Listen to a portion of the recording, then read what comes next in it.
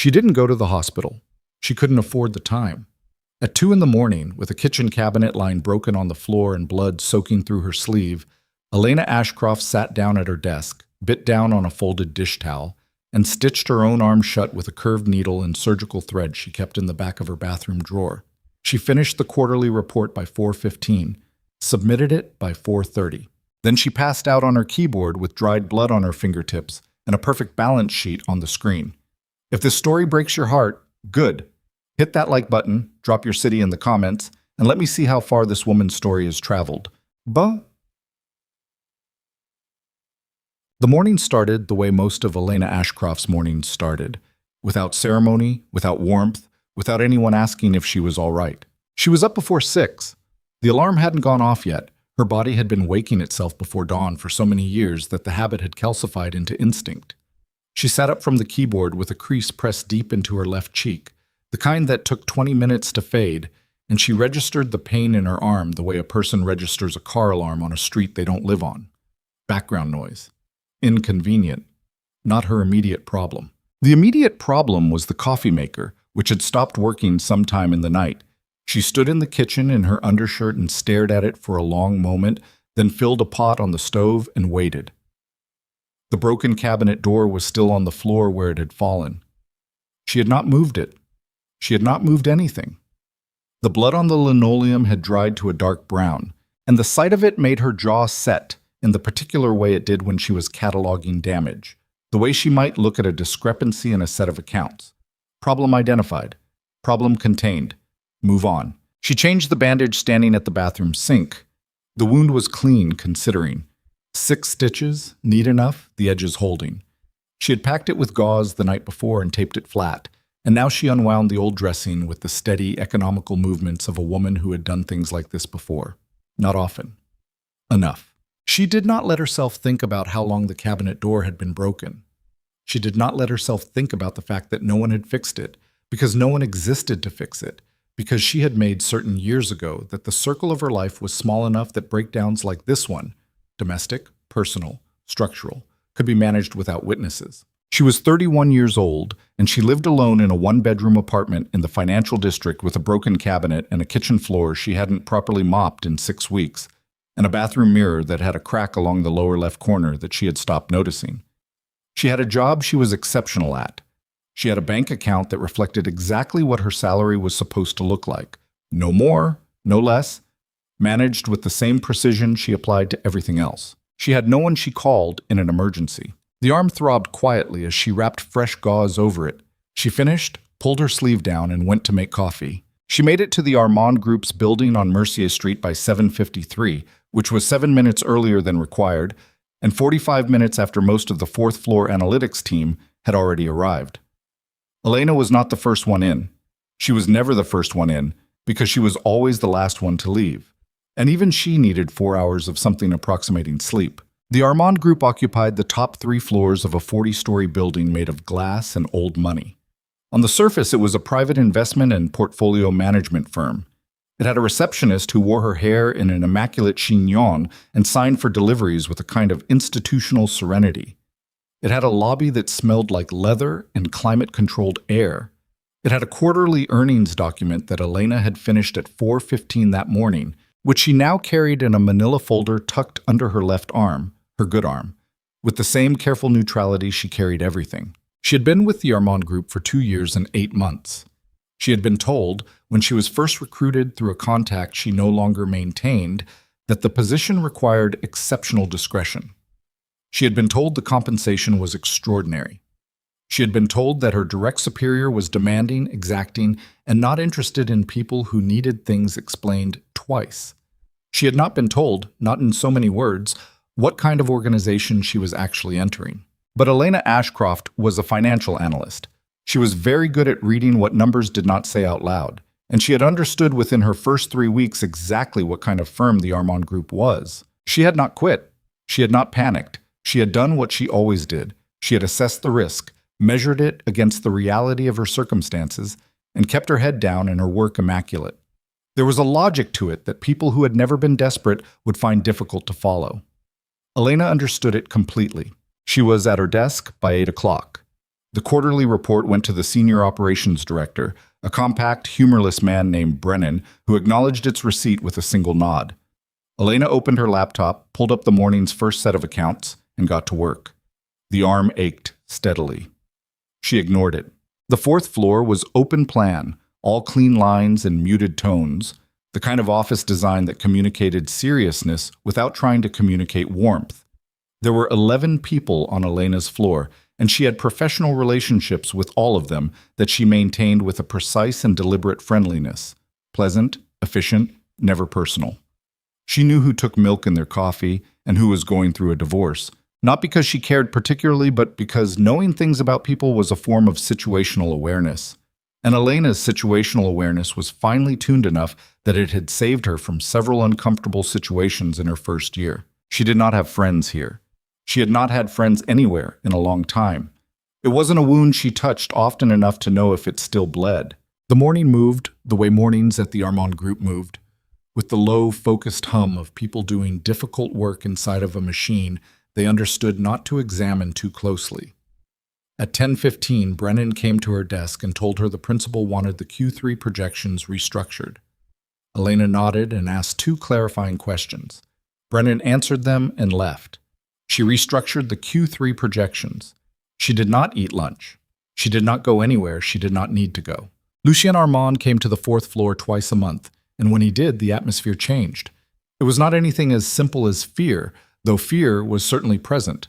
More of a collective recalibration, the way a room full of people collectively straightened without deciding to. He was 43, tall, lean in the way of men who had been physically hard for a long time, rather than men who worked at it.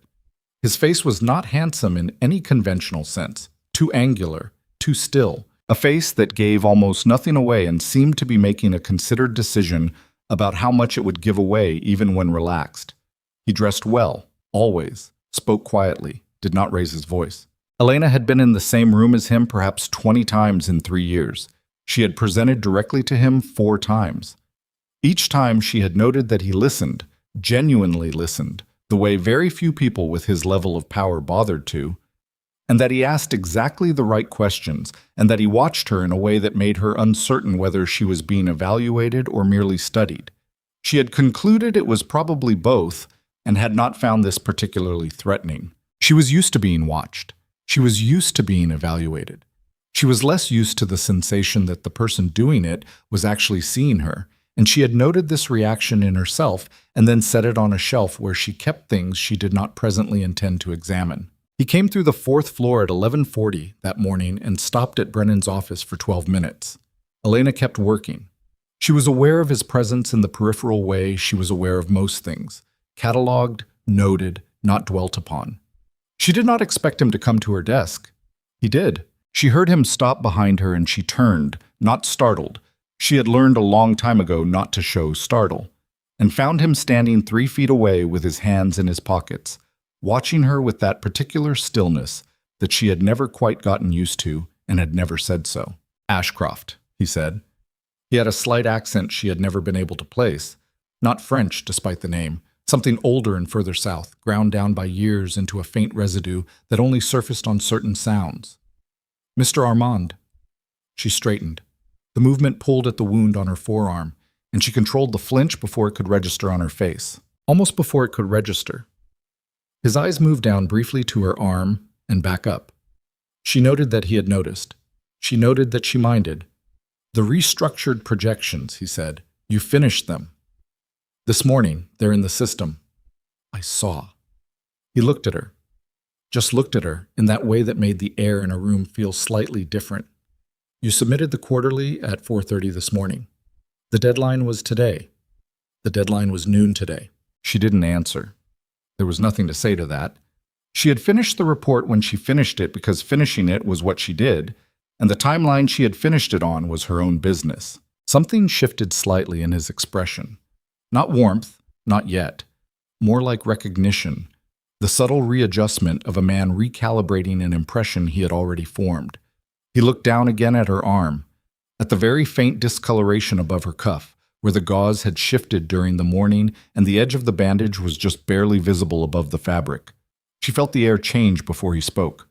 "When did that happen?" It wasn't quite a question. The flatness of it told her that. Last night. It's handled. You stitched it yourself. She met his eyes.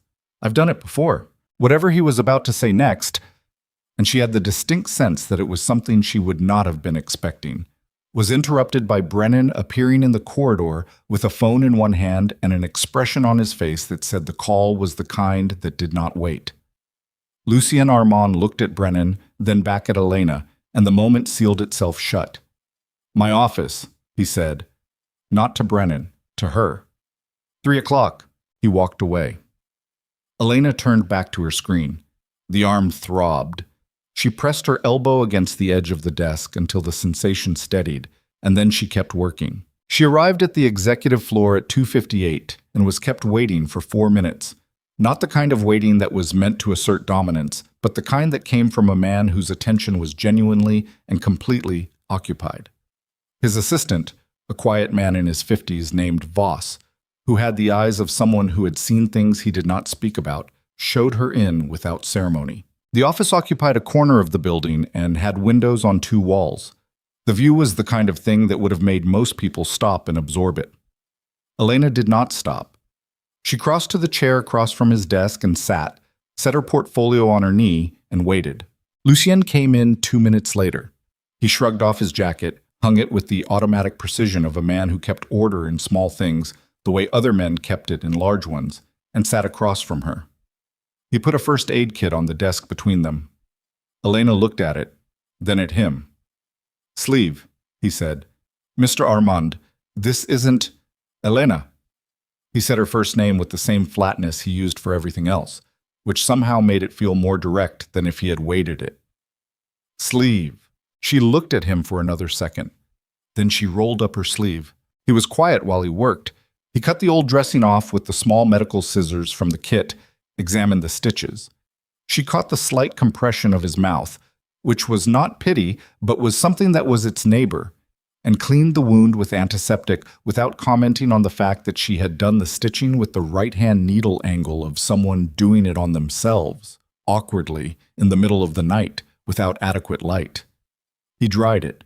He dressed it properly with the focus of a man who had performed this function before, on himself and possibly on other people, in circumstances she did not need to imagine too clearly. He didn't ask her why she hadn't gone to a hospital. She thought that he understood exactly why, and that the question would have cost her something she didn't want to spend in front of him. When he finished, he set the kit aside and leaned back in his chair. He looked at her arm, then at her.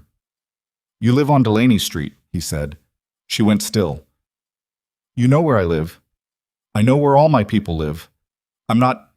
She stopped herself. Not the right sentence. Try it again. I'm an analyst. You're the best analyst in this firm by a margin that is not even close, he said. You have been for over a year, and I have been remiss in not acknowledging that.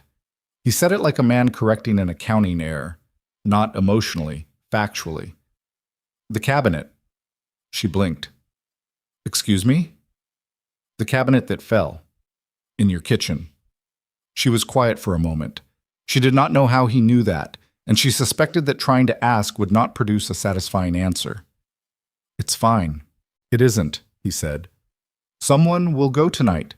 They'll fix it, and anything else that needs fixing. You don't need to... I'm not asking. She looked at him. He looked back at her. There was a difference she had begun to understand between the silence Lucien Armand used to intimidate and the silence he used to simply be present, and this particular one, was the second kind. She had not known what to do with it when she first encountered it. She was not certain she knew now. All right, she said, because there was nothing else to say. He nodded, and then, without ceremony, he reached for the folder on his side of the desk and opened it, and they spent the next 90 minutes going through the Q3 projections together. He pushed on 3 assumptions she had made. She defended 2 of them and conceded the third, which was genuinely weaker, and he accepted the concession with the quiet acknowledgement of a man who understood that being right mattered more than winning.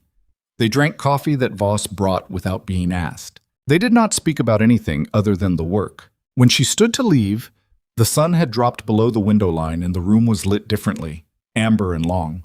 She tucked her portfolio under her arm, the good one now, the rebandaged one, and she paused at the door for a reason she couldn't immediately name. "Mr. Armand."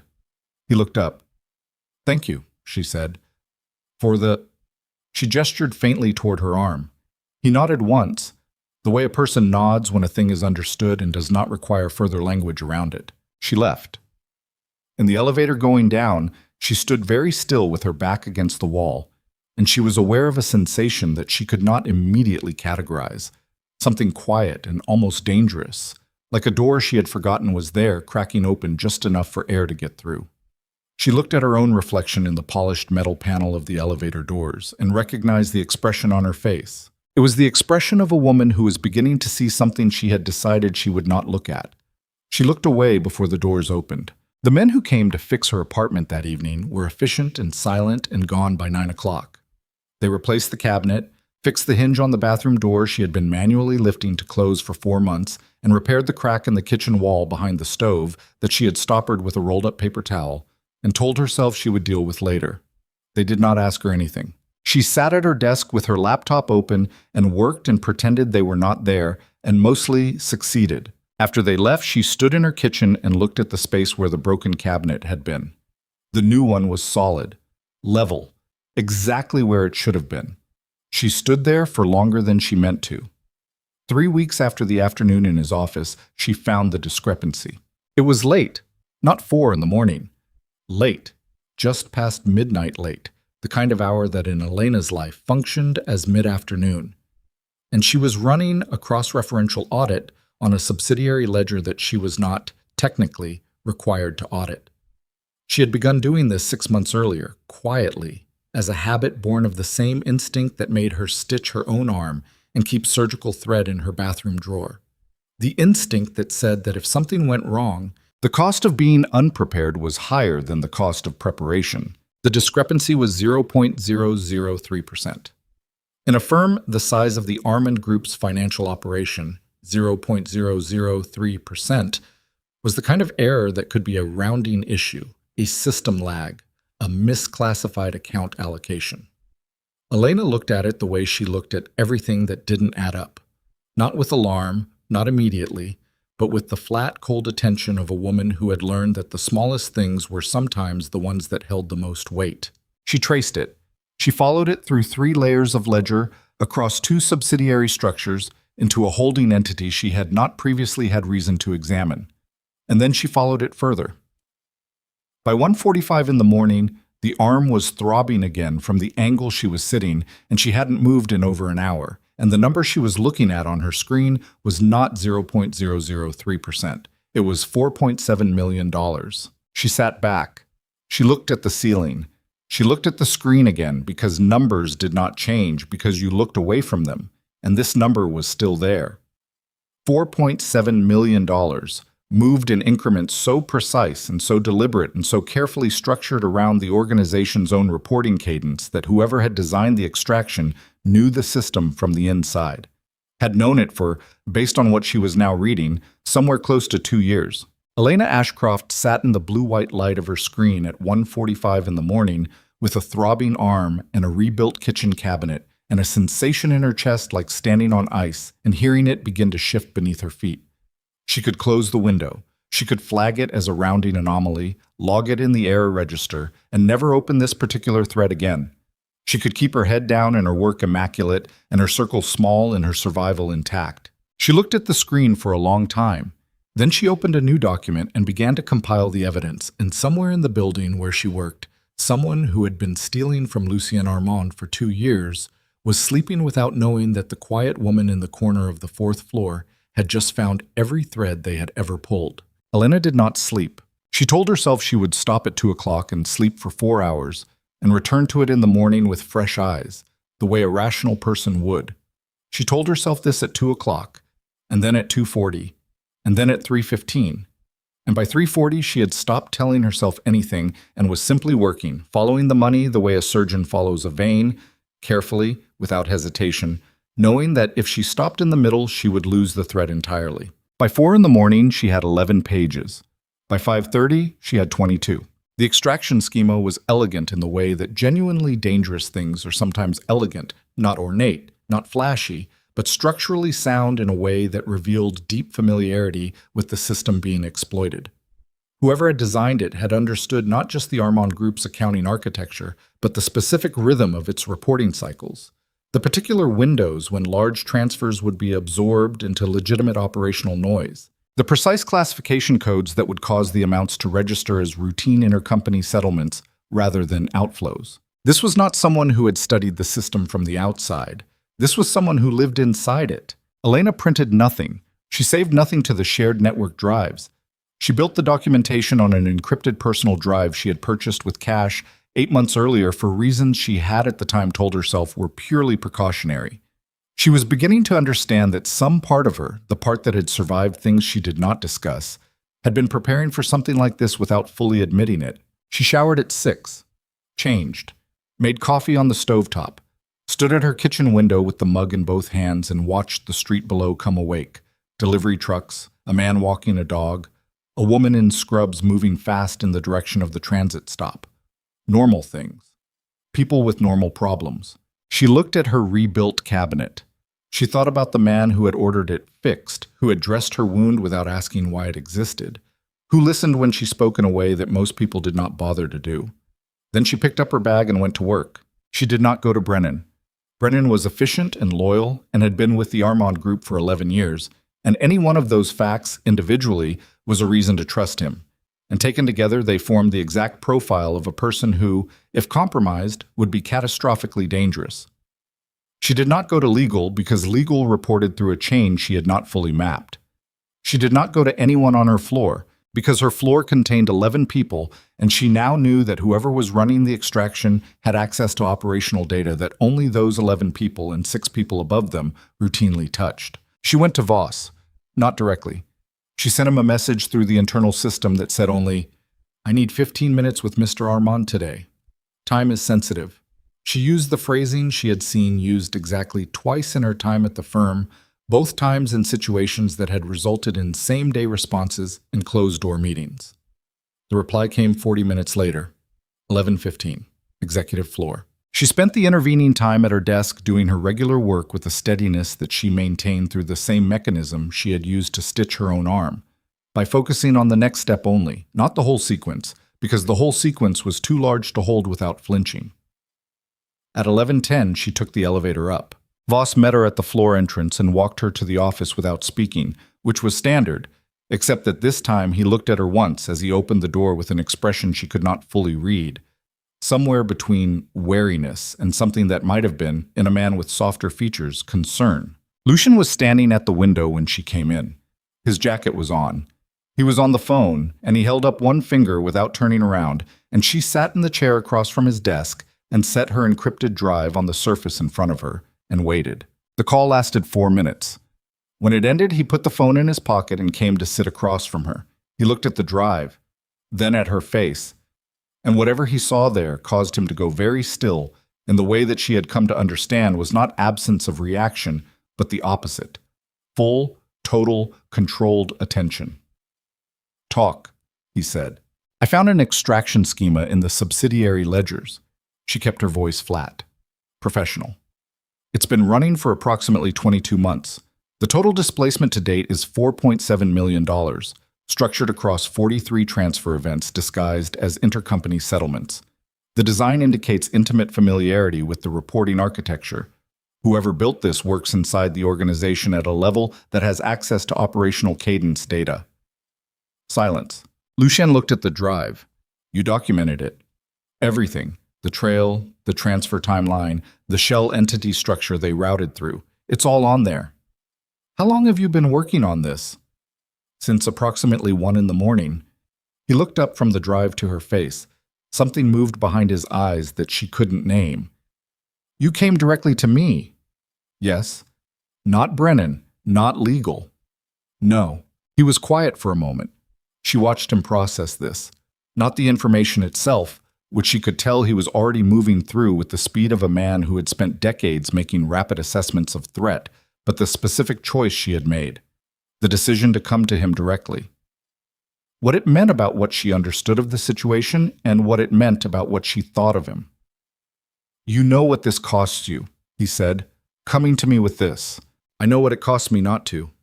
He looked at her for another moment, then he reached out and picked up the drive, and the deliberateness of that gesture. The way he handled it not like an object, but like something with weight, something he understood the value of, told her that he heard what she had not quite said. Leave this with me, he said. Go back to your floor. Do your regular work. Don't speak to anyone about this. Not in the building, not outside it. Don't put anything in writing. Don't change your routine. All right. Elena. He said it the same way he always said her name. Flat, direct, with that faint accent on the first vowel. If the person who built this becomes aware that the trail has been found, the first thing they will do is identify who found it. She held his gaze. I know. Do you Geet? I work in analytics in an organization where I understand what the organization is, she said. I have understood that for a long time. I'm not frightened of knowing things. He studied her. You should be. Probably, she said. It hasn't stopped me yet. She went back to her floor. She did her regular work. She ate lunch at her desk, which was unremarkable. She answered emails, completed 2 reconciliation reports, attended a 15-minute operations briefing that Brennan ran at 2 o'clock with his usual humorless efficiency. She watched the room. She watched faces. She watched the small, involuntary things that people did when they were carrying something they were not showing, the slightly too careful movements, the fractional delays before answering, the way certain people's eyes went to certain places in the room when they thought no one was looking. She had always been good at watching. She was better at it now, today, with the particular sharp-edged attention of a person who has just stepped into open water and is still calculating whether the current is manageable. 2 days passed, then 3. On the 4th day, Brennan called her into his office at 10 in the morning and closed the door, which he did not usually do, and told her that Mr. Armand had requested she be moved to the strategic advisory function, effective immediately, with a salary adjustment she should review by end of business. She kept her face exactly where it was. All right, you'll be working directly with his office on financial oversight for several key operational accounts, Brennan said. He was not looking at her quite normally. Something in his regard was off by a fraction, the way a level is off when the bubble is just barely not centered. It's a significant step. I understand. Do you have any questions? No. She went back to her desk. She opened the email with the revised terms, read it, noted that the salary adjustment was 31%, which was not a number that was meant to be turned down. She accepted it with 2 sentences and no punctuation beyond what was required. At 3 that afternoon, Voss appeared beside her desk with the same quiet, materializing quality he always had and told her that the executive floor had arranged a permanent workspace for her adjacent to the senior operations room. She could move her materials that evening if she preferred. She moved them that evening. The new space was smaller than her 4th-floor desk, but enclosed, with a door that locked and a window that looked onto the internal atrium rather than the street, and a direct communication line to Lucienne's office that bypassed the general internal system. She set up her laptop, aligned her secondary monitor, positioned her encrypted drive in the left drawer, and sat for a moment in the quiet. She was now effectively inside the wall, between the organization and whatever was eating it from within. She wondered if the person eating it already knew. The answer came 11 days later, at a moment she was not prepared for, which was probably the point. She was in the senior operations room with Lucien and 3 of his senior people, a man named Carver, who ran the Eastside logistics operations, a woman named Price, who oversaw the legitimate business portfolio, and a second man named Osso, who had the physical bearing of someone whose primary function was not financial. They were reviewing Q4 projections. Elena was presenting the structural summary she had prepared, standing at the display board with a laser pointer. She was not entirely comfortable holding because it was the kind of prop that made her feel performed, and she had just finished the second section when her phone buzzed on the table. She ignored it. It buzzed again, and then again 3 times in rapid succession. Lucien looked at the phone, then at her. Take it. She picked it up. The messages were from a number she did not recognize, and they contained, in sequence, the address of the apartment she had lived in before the current one, which she had not given to anyone at the Armand Group, the name of the hospital she had gone to 3 years earlier after a situation she had never discussed with anyone connected to her current life, and a photograph. The photograph was of her, taken from a distance, sometime in the last 48 hours. She was at her building entrance. She was carrying groceries. Her face did not change. She set the phone face down on the table with the deliberateness of placing a card. "Problem?" Carver said. He had a flat, watchful voice and small eyes that calculated things. "No," Elena said. She picked up the laser pointer. Section 3. She finished the presentation. She answered the questions that followed. She accepted the coffee that Voss brought in at some point and drank half of it and set it down. She did all of these things with the same quality of stillness she had used to stitch her own arm, by staying in the next step, only the next step, because the step after that was too large to look at directly. When the meeting ended and Carver and Price and also filed out, she stayed. Lucienne stayed too, which she had not asked for but also had not needed to ask for. The door closed. She turned the phone face up on the table and slid it across to him. He read the messages. He looked at the photograph. His face did not do what most people's faces would have done. What it did instead was go very quiet in a way that was not calm, but was the thing that existed just before whatever came after calm ran out. "When?" he said. "During the meeting." He looked at the phone for another moment. Then he set it down and looked at her, and she recognized the quality of his attention now because she had been learning its gradations over the past weeks. This one was the version he used when he had made a decision and was now moving, and the decision was not reversible, and he was not looking for input on it. "You're not going back to Delaney Street tonight," he said. "I have work." "Elena."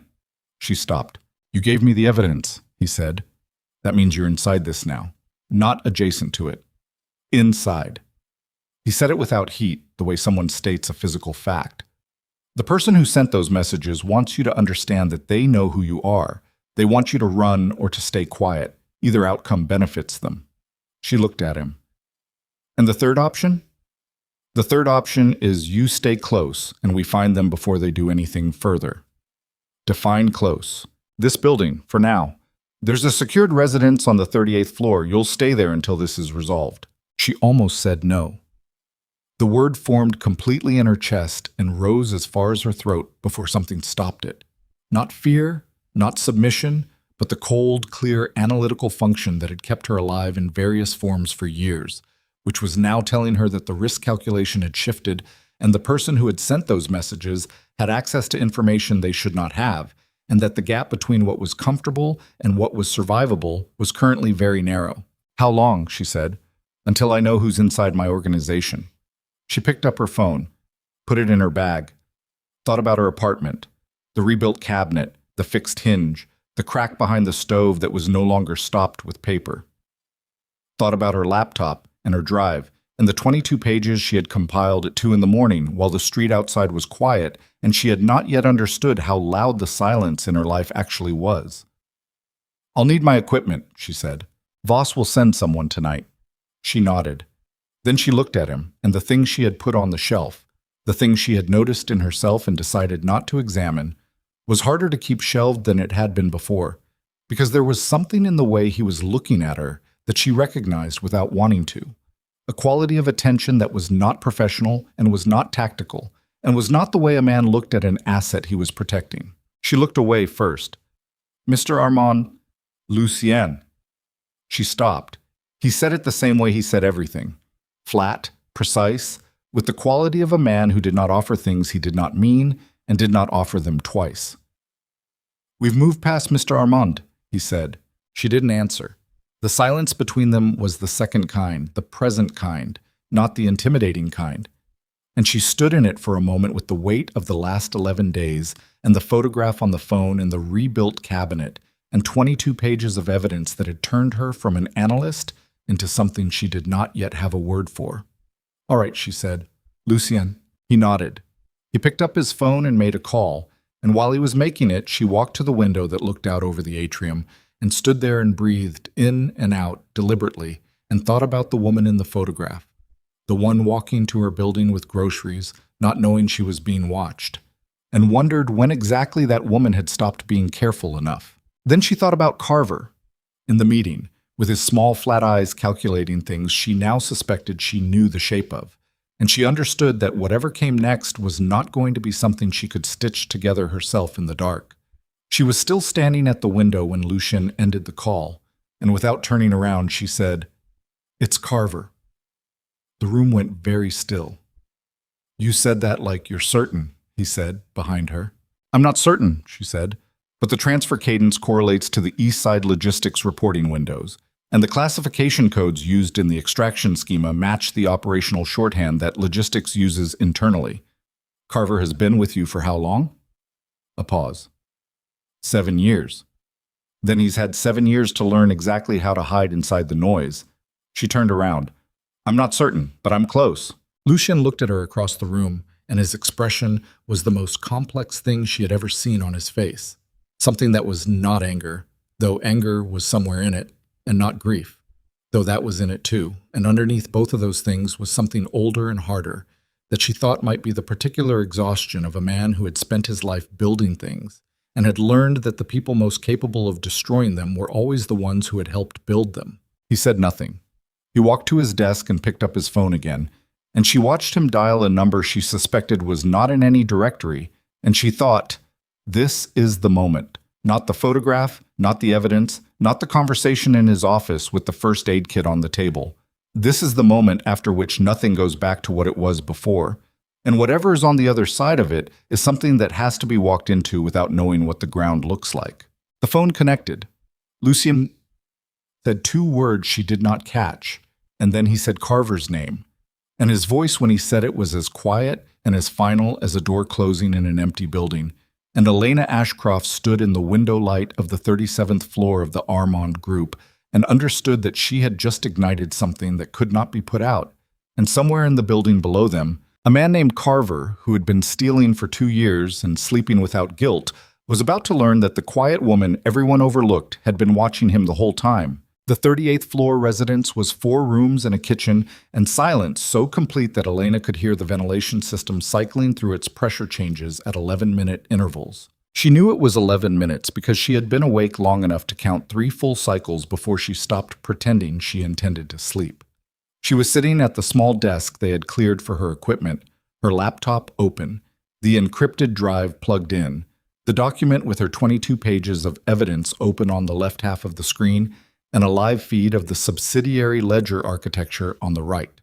She was cross-referencing. She was always cross-referencing. It was the one thing she could do that felt like solid ground. Voss had sent 2 people for her things. They had returned with her equipment bag, 3 days of clothes chosen with a pragmatism she appreciated, and inexplicably, the stovetop coffee pot from her kitchen. She did not know how they had known to take it. She did not ask. She made coffee at midnight. She was still at the desk at 2. What she was looking for now was not the how of the extraction schema, but the when, the specific operational windows that Carver would have needed access to in order to time the transfers as precisely as he had, because the transfers were precise. The timing was not guesswork. It required live access to the reporting cycle, which meant either Carver was running the extractions himself in real time, or he had a mechanism inside the system that was doing it automatically, and he was only triggering it. The difference mattered. If it was automated, there was a ghost in the architecture, a piece of embedded code or a configured rule that was still running. If it was manual, Carver had to touch it personally every time, which meant there was a behavioral pattern, a physical record, something that could be found and used. She was 3 levels deep into the system's configuration logs when she found something that stopped her. Not evidence of Carver, evidence of access, legitimate, credentialed, time-stamped, from a user account that she knew, that she sat in a meeting with every second Tuesday, that had, according to the log, queried the exact subsidiary ledger Elena had originally flagged at 9:47 on the evening she had first discovered the discrepancy. The account belonged to Price. Elena sat with that for a moment. The ventilation system cycled. Outside, the city made its night sounds 38 floors below, distant and irrelevant. Price had queried the ledger at 9:47. Elena had discovered the discrepancy at approximately 1 in the morning. The gap between those 2 events was 3 hours and 13 minutes. Enough time for someone who had been watching the ledger for any unusual activity to identify that the system had been accessed by an analyst running a non-routine cross-reference, and to begin determining who that analyst was. The photograph had arrived 11 days after Elena brought the evidence to Lucien. 11 days was not a reaction time. 11 days was a preparation time. She closed the configuration log. She opened the access records for the past 30 days and searched for Price's account activity. It took her 40 minutes to map it fully, because the activity was deliberate in its apparent ordinariness. Regular hours, routine queries, nothing that would register as anomalous in a standard audit. But Elena was not running a standard audit. She was running the particular kind of analysis that came from knowing exactly what she was looking for, and what she found was this. Price's account had touched every single one of the 43 subsidiary ledger entries that contained extraction events. Not all at once. Distributed across weeks and months, each access logged as a routine portfolio review. Unremarkable individually. Taken together, a map. It was not Carver, or rather, it was not only Carver. She sat back. She looked at the ceiling. She thought about the meeting, the Q4 projections. Carver and Price and also arranged around the table, herself at the board with the laser pointer. And she thought about Price, who had the careful polish of a woman who had spent years learning how to occupy space in a room without being underestimated, who had been with the Armand Group for 9 years, who ran the legitimate business portfolio with a precision that Elena had professionally admired, who had sat in that room and watched Elena present financial data, and had known or suspected and had said nothing. She got up.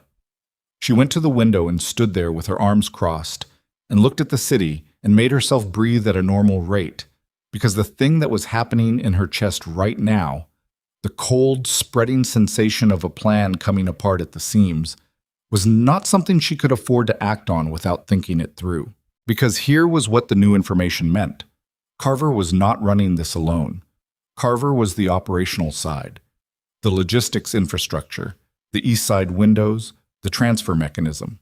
Price was the cover, the legitimate business portfolio that provided the shell entities with credible commercial activity, the institutional knowledge that made the classification codes plausible, the seniority that kept anyone from looking too closely.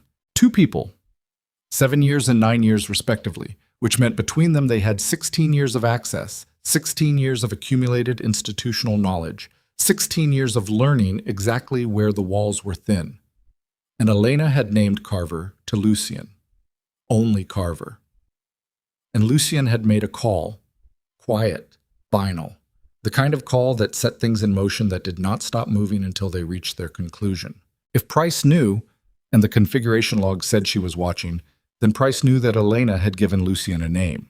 And if Price was smart enough to build a 2-year extraction schema inside one of the most closely guarded financial operations in the city, then Price was smart enough to understand what happened next. Carver gets pressured, Carver panics, and a panicking Carver becomes a catastrophic liability. Elena was at the door of the residence before she fully registered that she had decided to move. She knocked on the interior security door and identified herself, and waited the 40 seconds it took for the overnight detail to confirm and unlock. She took the stairs to the 37th floor. She knocked on the door of the secondary office that Voss had told her Lucien used when he stayed in the building, which was more often than anyone on the 4th floor probably knew. The door opened in under 10 seconds, which told her he had also not been sleeping. He was in a dark shirt, no jacket, and he looked at her face in the way he had, reading it quickly, not the surface of it but what was underneath, and stepped back to let her in without asking. "It's not just Carver," she said. The room was small, a working room rather than a comfortable one, a desk and 2 chairs and a lamp turned low, and the quiet of a building at 2:30 in the morning pressing in from outside. He sat on the edge of the desk. She stayed standing because she couldn't sit right now. Her body was running on something that was not quite adrenaline but was its close cousin, the biochemistry of a person who had found a second floor beneath a floor they thought was already the bottom. She told him. She walked him through the configuration logs, the access records, the distribution of Price's account activity across the 43 events. She showed him on her laptop, turning the screen toward him, pointing to timestamps with her finger rather than the laser pointer she no longer had. She was precise. She was economical. She did not editorialize. When she finished, Lucien was quiet. Not the decision quiet she had learned, something else. Something that was working through something she couldn't see the shape of. "Price," he said finally. "Yes." 9 years. Yes. He looked at the screen for a long moment. Then he looked at the wall, and she watched his jaw work once, and she understood that this was what the exhaustion looked like, when the controlled surface of it cracked just enough to let the weight through. He recovered it quickly. But she had seen it. The call I made, he said. Last night. You moved on Carver. I had people bring him in 2 hours ago. She absorbed this. Then Price knows. If they're communicating, yes. He looked at her. And if Price knows Carver is in custody, she runs or she burns it, Elena said. Destroys the evidence, liquidates the shell entities, disappears the money before you can freeze it. She paused. How fast can she move it? Tell me. The shell structure routes through 3 holding entities. If Price has liquidation authority on any of them, which, given her portfolio oversight role, she likely does, she could initiate a full transfer cascade in under 2 hours. The money would be in jurisdictions we can't touch by morning. Lucian picked up his phone. He dialed. It rang twice and went to voicemail, which told Elena everything she needed to know about where Price currently was, which was not asleep in her apartment. He ended the call. He made another, then another. The room had the quality of a space in which a decision had just been made and the air had not yet caught up with it. Elena opened the subsidiary ledger architecture on her laptop and began tracing the shell entities, working forward from the documentation she had compiled to identify which structures Price would have the fastest access to. It was the only thing she could do right now that was useful, so she did it, sitting cross-legged on the floor with the laptop balanced on her knee, because neither of the room's 2 chairs was near an outlet and the cord was not long enough. Lucian on the phone looked down at her on the floor and said nothing, but she felt the look. She found the liquidation pathway at 3:14 in the morning. It was not where she had expected it, not in the primary shell entity she had originally identified, but in a secondary structure that she had not fully mapped because its connection to the extraction schema was indirect, routed through a legitimate commercial vehicle that Price's portfolio division managed. A holding company registered in a jurisdiction with a 14-hour time difference, which meant that the business day there was currently underway, which meant the transfer windows were open. Lucien. She said it without looking up. He was off the phone. He came to where she was sitting and crouched beside her, close enough that she could hear him breathe, and she turned the screen so he could see it. She's going to move it through this one, Elena said. The secondary structure. I missed it in the original documentation because the commercial vehicle is legitimate. Price's division manages it as a real operating entity. But look at the registered signatories, she pointed. Price is the 3rd signatory. She can authorize transactions independently above a certain threshold. What's the threshold? 800,000, and the current balance in the structure. Elena pulled up the account. Her throat did something she controlled before it could become visible. 3.2 million. Lucian straightened up. He made a call and spoke in a low, rapid voice she could not fully follow, giving instructions she understood the shape of, even if she missed the specific language. He was moving money people into position. He was trying to freeze the account before Price could touch it. She kept working. She kept mapping. She was 3 entities deep into the secondary structure when her phone buzzed. She looked at it. The message was from Price's direct number. Not an unknown number this time, not a burner, Price's own professional contact, which was either a mistake or a statement. It was short enough that Elena read it in a single pass and felt the cold spread from her sternum outward to her fingers. It said, "You should have stayed on the 4th floor." She set the phone down on the floor beside her knee with the same deliberateness she had used in the meeting. She looked at the screen. She kept working. Lucien came back. He looked at her face and then at the phone and picked it up and read the message, and the room temperature did not change, but something in it did. "She knows you're here," he said. "She's known since the photograph." "Elena, I'm in the middle of something," she said. Her voice was level. She was proud of that, distantly, in the way she was proud of the stitches. Not pleasure, but the simple satisfaction of a thing done correctly under adverse conditions. "Give me 20 minutes. He gave her 20 minutes. He stood somewhere behind her. She could feel the precise location of him, the way you feel a heat source in a cold room. And he made calls in a voice too low to decode, and she mapped the secondary structure and the tertiary structure that connected to it, and the specific authorization pathway Price would use, and the exact sequence of transactions that would need to happen to move $3.2 million across a 14-hour time boundary before morning. At 3:41, she said, "She's already started." The account balance had dropped. Not dramatically. Not a single catastrophic transfer, which would have been flagged automatically. Small moves, just under the automatic reporting threshold, distributed across 4 sub-accounts within the structure. The first transaction had been initiated at 3:22, which was 8 minutes before Lucian had put people in position to freeze the account. 8 minutes. She stared at the screen. She did the arithmetic she did not want to do. The transactions already cleared totaled $940,000. Gone. In jurisdictions that did not cooperate with asset recovery procedures. The remaining $2.2 million was still in the structure, but the freeze order Lucien had initiated was now in a procedural queue, and Price's transactions were moving faster than the queue was processing, and the gap between them was narrow and closing. Can you stop it, Lucien said behind her. Not from here, not through normal channels. She looked at the screen, thought about what she was about to say. Said it anyway. I can reverse the authorization pathway. If I access the structure's internal configuration and modify the signatory thresholds before the next transaction clears, I can lock Price out of the account. But it requires accessing the entity's internal system directly, which means going around the firm's standard access protocols. Do it. It's not... She paused. It's not entirely legal. A beat. Do it, he said again. The same voice, the same flatness, the voice of a man who had stopped weighing the cost of necessary decisions a long time ago and now simply made them. She did it. It took 11 minutes and it was not clean, and she would examine later in some quieter hour exactly what she had crossed and whether it was crossable back. But at 3:52, the signatory threshold on the secondary structure was modified. And at 3:53, Price's next queued transaction failed with an authorization error, and at 3:54, the freeze order cleared its procedural queue and the account locked. $2.2 million secured. $940,000 gone. Elena closed the laptop. She put her hands flat on the floor on either side of it and breathed. The arm that had been stitched in the dark 6 weeks ago ached in the deep way that old wounds did when the body had been running too long on too little.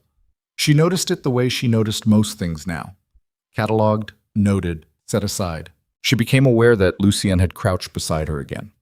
Not touching, just present, in that specific way he had, the way that did not demand anything but occupied the same space.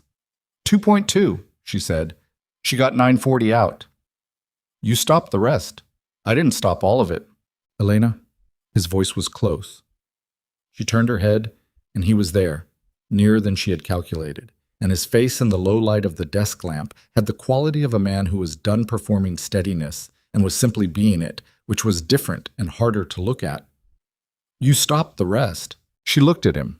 She thought about the fact that somewhere in this building, Carver was in a room answering questions, and somewhere in the city, Price was moving, and the $940,000 was already in the bloodstream of a financial system that would absorb it without trace. And the woman who had sent a photograph to make Elena afraid had succeeded at exactly one thing tonight and failed at the rest. She thought about the 4th floor, the corner desk, the 11 people she had known without knowing, the professional friendliness she had maintained with the precision of a managed account. She thought about the shelf where she had been keeping the things she did not intend to examine. She's not done, Elena said. Price. The money she moved. She needs it to run, which means she's buying time, which means she'll try something else before she runs. She looked at him. She'll come at you, or she'll come at me, one or the other, to create enough disruption to get clear. Lucien held her gaze. I know. I want to be in the room when you find her. Something shifted in his expression. Not surprise. He did not surprise easily, but a recognition, the specific recalibration she had seen before, the moment when his impression of her updated itself. That's not... I know what it's not, she said. I want to be in the room. He looked at her for a long moment. The ventilation system cycled. Somewhere below them, the city continued its indifferent night. All right, he said. She nodded. She got up from the floor with the careful movements of a body that had been sitting in one position too long, and she picked up her laptop and her phone, and she looked at the message from Price still on the screen. You should have stayed on the 4th floor. and she thought about the woman who had been watching her for 11 days while she sat at her desk and did her work and believed she was still invisible. That woman was gone now. Whoever was standing in this room at 3:55 in the morning with $2.2 million locked and an encrypted drive full of evidence and a name she had just decided to stop keeping at a careful distance, that woman was something else. She did not yet know exactly what. She suspected she was about to find out because at 4:03 her phone buzzed again, and this time the number was not Price's number and it was not an unknown burner. And when she read the message, her blood went cold in a way that was different from the cold of fear, the specific cold of a person who has just understood that the architecture of a situation is not what they thought it was, and the walls they believed were load-bearing are not the walls holding up the ceiling. The message was from Oso. It said, "She didn't run. Check the garage." The stairwell swallowed them. Concrete and fluorescent emergency lighting and the sound of 2 sets of feet hitting each landing with a percussive urgency that the building's architect had never designed for. Elena's lighter, faster, Lucien's heavier, and just behind, and between each landing the specific silence of a building that did not yet know what was happening inside it. Sublevel 2 to 1. Ground.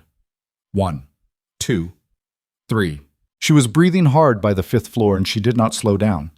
The laptop bag was hitting her hip on every other step and she could feel the drive inside it. The physical original, the one Reld had copied from, the one she had pulled back out of his hand when they left the room, pressing against the inside of the bag with a solidity that was almost punishing. She gripped the strap tighter, kept moving. 38th floor was 17 more flights. She knew this the way she knew account balances, immediately, without calculating. At the 14th floor, the stairwell door opened above them, and footsteps came down fast, and her body reacted before her mind did, pulling left against the wall, and Lucien's arm came across in front of her with the automatic precision of someone whose instincts had been calibrated for exactly this kind of moment. The footsteps resolved into one of the overnight security men, young, breathing hard, a radio in his hand, and he pulled up short when he saw them and said to Lucien, "38th is clear. Voss has him." Elena felt the breath leave her in a way that was not quite relief. Clear. Voss has him. The drive had been taken, the copy sent, the server accessed, and someone was in custody, and the 38th floor was clear, and she was 17 floors below it running on stairwell air and adrenaline and the particular fuel source that came from a night in which the ground had shifted 5 times, and she had not yet been able to stop moving long enough to feel how tired she was. Lucien said, "The transfer." "Don't know yet," the security man said. "She said to come get you." She. Elena looked at Lucien. He looked at her. They were both breathing hard and neither of them pretended otherwise, and she saw in his face the same thing she felt in her chest. The incomplete arithmetic, the problem still open, the result not yet in. She turned and went back up the stairs at the same pace. The 38th floor, when they reached it, was 4 people in a corridor that had been built for none. Voss, standing at the residence door with the composed watchfulness of a man who had managed crises before this one and would manage crises after it. Oso, who had come up from somewhere, who had a cut above his eyebrow from the garage and had clearly not stopped to deal with it because the blood had tracked down the side of his face and dried in a line that made him look like something from a different kind of story. A man Elena did not recognize who was standing with the particular posture of a man being stood with rather than standing, and on the floor against the wall, seated with his wrists zip-tied through a wall-mounted pipe bracket, Reld. He looked up when Elena came in. His face had the quality she had seen on Price's face in the garage. The arithmetic completed and the sum coming out wrong, except where Price had had composure on top of it. Reld had only what was left after composure ran out, which was a kind of raw, simplified fear. She looked at the phone in Voss's hand, the phone that had been Reld's phone, the phone with the transfer bar. "How long was it connected before you got to him?" she said. Voss said, "Approximately 4 minutes." She looked at her watch. 4:07 in the morning. She had been staring at the transfer bar at 4:03. 4 minutes. She took the phone from Voss and looked at the transfer log. Destination address. File size transferred. Timestamp. She moved into the residence room and sat at the desk and opened her laptop and plugged in the drive. Her drive, the original. and she began working with the focused speed of someone who understood that the window she was operating in was not infinite and might already be closed and was going to work as if it was not. The external server the transfer had gone to was the same class she had seen used once before in documentation. She had read thoroughly 2 years ago because she had been thorough even then. And what she remembered about that class of server was this. The deposit security was primary, the administrative access security was secondary, and the secondary layer used a validation protocol that had been identified as vulnerable in documentation that circulated in the financial security community in the year before Elena had read it, which meant whoever had built this server had built it before that documentation existed, or had not read it, or had decided the vulnerability was acceptable because no one was going to be looking. Someone was looking. She found the administrative access layer at minute 6. It was exactly where the documentation said it would be, and it was using exactly the protocol the documentation said it would be using. She sat with this for a moment. Not satisfaction, something more like the flat acknowledgement of a thing confirmed, and then she went through it. 3 minutes inside the server's structure. The file was there. The copy of her 22 pages, compressed, time-stamped 403, sitting in the deposit queue waiting for its distribution trigger. She deleted it. Not corrupted, not quarantined, not moved to a recovery-accessible location. Deleted. From the deposit queue and from the server's intake log and from the distribution record that would have triggered the secondary send. She sat back. The laptop fan was running loud.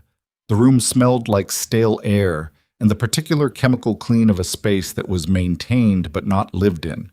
And she was aware of her own body in a way she was not usually aware of it. The sweat at the back of her neck, the throb in her left arm that had been there all night and was louder now, the way her hands felt on the keyboard, slightly less steady than they had been 4 hours ago. She looked at the screen, at the deletion confirmation. The copy was gone. She pulled the drive out of the laptop and held it. The physical drive. The original 22 pages and everything she had added to it since, the complete documentation of the extraction schema and the recovery process and the events of the last 11 days. She held it in both hands for a moment like a person holding a thing they have almost lost and have found, and are not yet ready to set down. Lucien came to the doorway. He looked at her face and then at the drive in her hands. "Done," she said. He looked at her for a moment that was longer than it needed to be for confirmation purposes. "Come out," he said. She came out. In the corridor, Reld was still on the floor. The unknown man had been identified during the 4 minutes she was working, one of the overnight building security staff, not Armand Group Security, but the building's contracted service, which was a different chain and a different set of loyalties, and a gap in the organizational architecture that Price had found and used the way she found and used everything. He was not Reld's supervisor or his confederate. He was simply a man who had been in the wrong place with the wrong keycard and had been used as a technical tool rather than a conscious one. Lucien made a decision about him in approximately 15 seconds, speaking quietly to Osso, and the man was escorted to a different room and was going to have a very specific kind of conversation before the morning was out that would result in a specific kind of understanding, and Elena did not need to know the details of that conversation. Reld was the problem that remained. Lucien crouched in front of him, not all the way down, not sitting, crouching, with his forearms on his knees, bringing his eye level to Reld's, in the particular way of a man who understood that physical positioning in a conversation was itself a form of language. Elena stood at the doorway of the residence room and watched. "How long have you been managing the keycard logs for Price?" Lucien Nian said. Reld looked at him. His mouth worked once without producing a sound. "Reld." 8 months, Reld said. His voice had the quality of something deflated. "And before the keycard logs, what else?" A pause. "Access reports. Quarterly. She wanted to know if anyone was running non-standard queries on the subsidiary accounts." He stopped, looked at the floor. "She was going to pay me when she left, when she had enough. She said another 6 months, maybe 8. She was going to leave you behind," Lucien said. "Not cruelty, just information." Reld's jaw tightened. "The contact," Lucien Xian said. "The one the transfer was supposed to go to. I don't know who it was. I just had the server address. Price gave it to me 2 weeks ago. Said if anything happened to her before she could leave, I was supposed to copy whatever documentation existed about the accounts and send it there. He looked up. She said it was insurance. She said it would keep both of us safe because if the documentation went public, it would expose the organization, Elena said from the doorway. Reld looked at her. She used you, Elena said. It was not unkind. It was simply the accounting of a situation.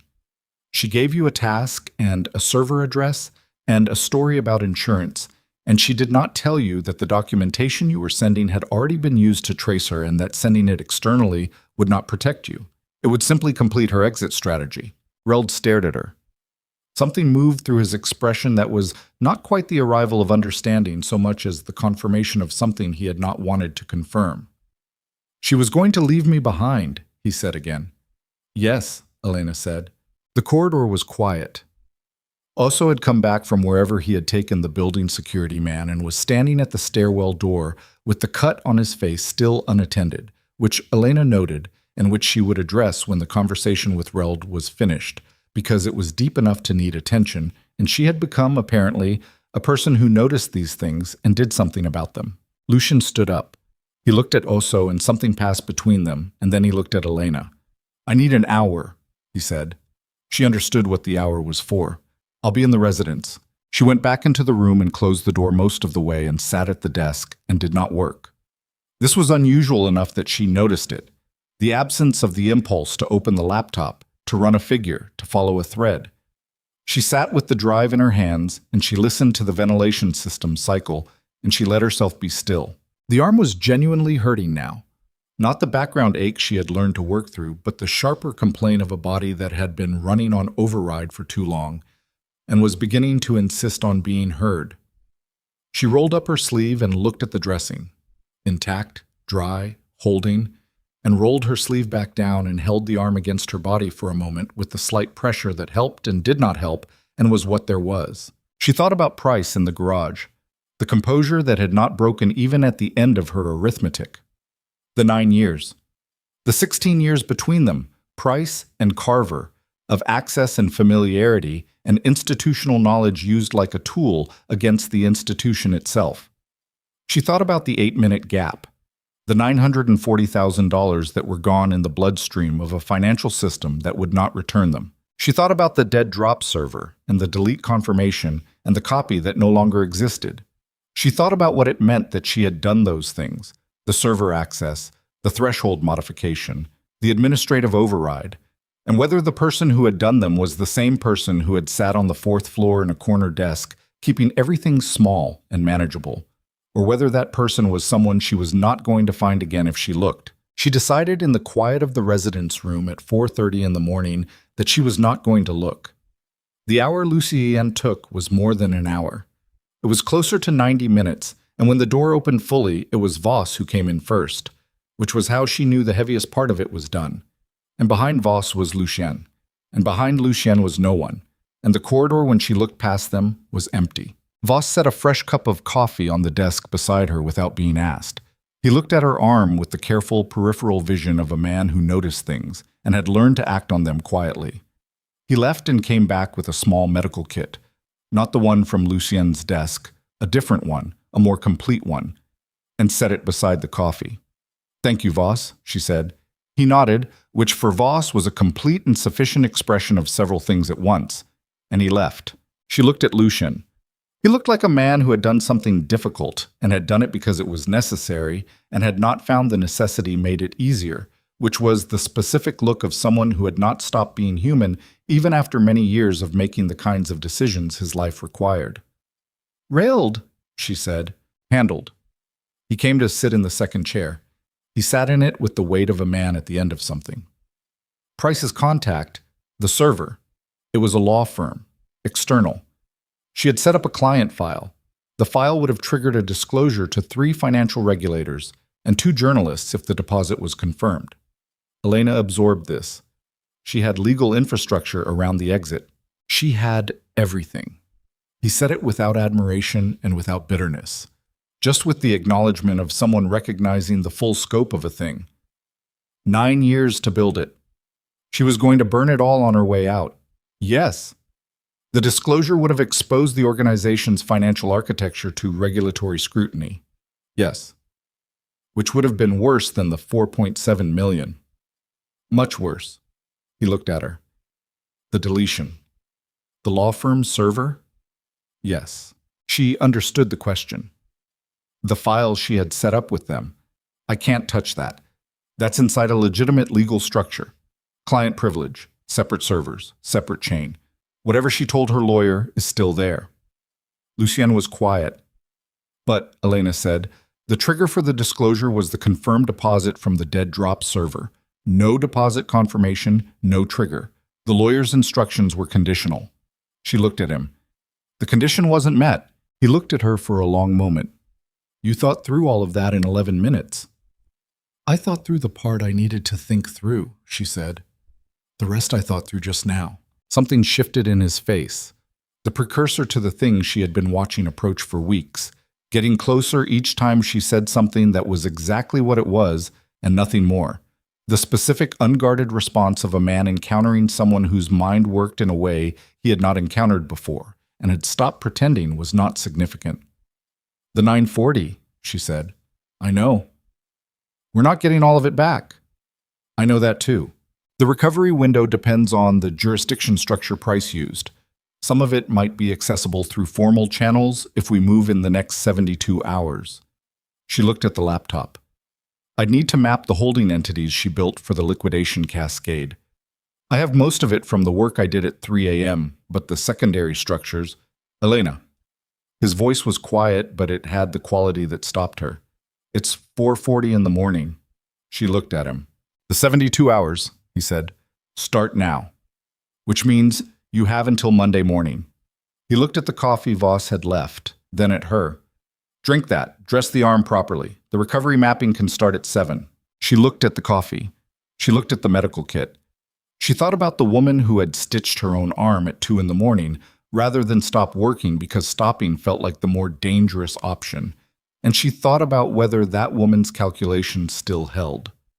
She picked up the coffee. 7, she said. He nodded. He did not move to leave, and she did not move to indicate that he should, and the room settled into the present kind of silence. Not demanding, not tactical, just present. The two of them on opposite sides of a desk in a residence room at 4:40 in the morning with the specific gravity of a night that was nearly over but not yet. She dressed the arm herself, which she preferred. He watched without commenting, which she preferred. The wound was still clean, still holding, the stitches doing what stitches were supposed to do. She taped the fresh dressing flat and rolled the sleeve back down and picked up the coffee again. Your fiancé, she said. The word sat in the room. That's a conversation for a different time, he said. I know, she said. I'm not asking about the conversation. I'm asking whether she's safe. If Price had intelligence on the organization, she may have had intelligence on personal connections, your fiancé's address, her routines. He looked at her. The recalibration happened.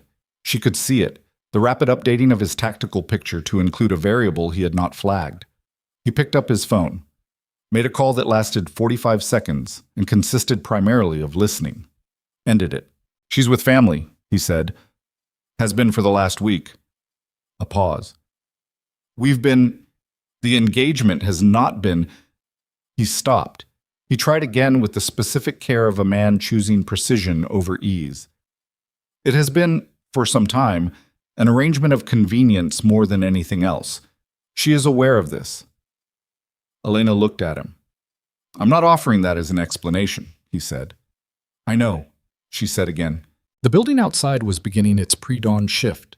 The specific quality of air that preceded morning, the slight change in the ventilation's behavior as the external temperature differential decreased.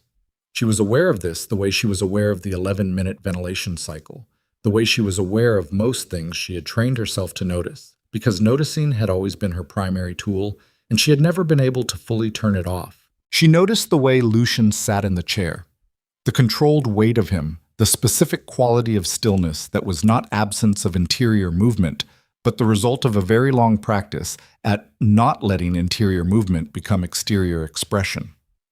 She had been reading this for months, learning the gradations of it the way she learned account structures, patiently, thoroughly, attending to the details that most people did not bother with because they seemed self-evident. They were not self-evident. They were the most important figures in the ledger. She thought about what she had been keeping on the shelf. "I need to tell you something," she said. He waited. "The night I found the discrepancy," she said, "I ran a risk assessment." She held the coffee cup with both hands, looking at the middle distance. "Not about the organization, about myself, about whether the cost of what I'd found was worth the cost of doing something about it." She looked at him. "The calculation I ran was about survival. It was the same calculation I've been running my entire adult life, and the same one that keeps the circle small and the exposure low." She paused. "I ran it and I got the same result I always get. Stay small, stay quiet, flag it as a rounding error, and go to sleep." "But you didn't," he said. "No." "Why?"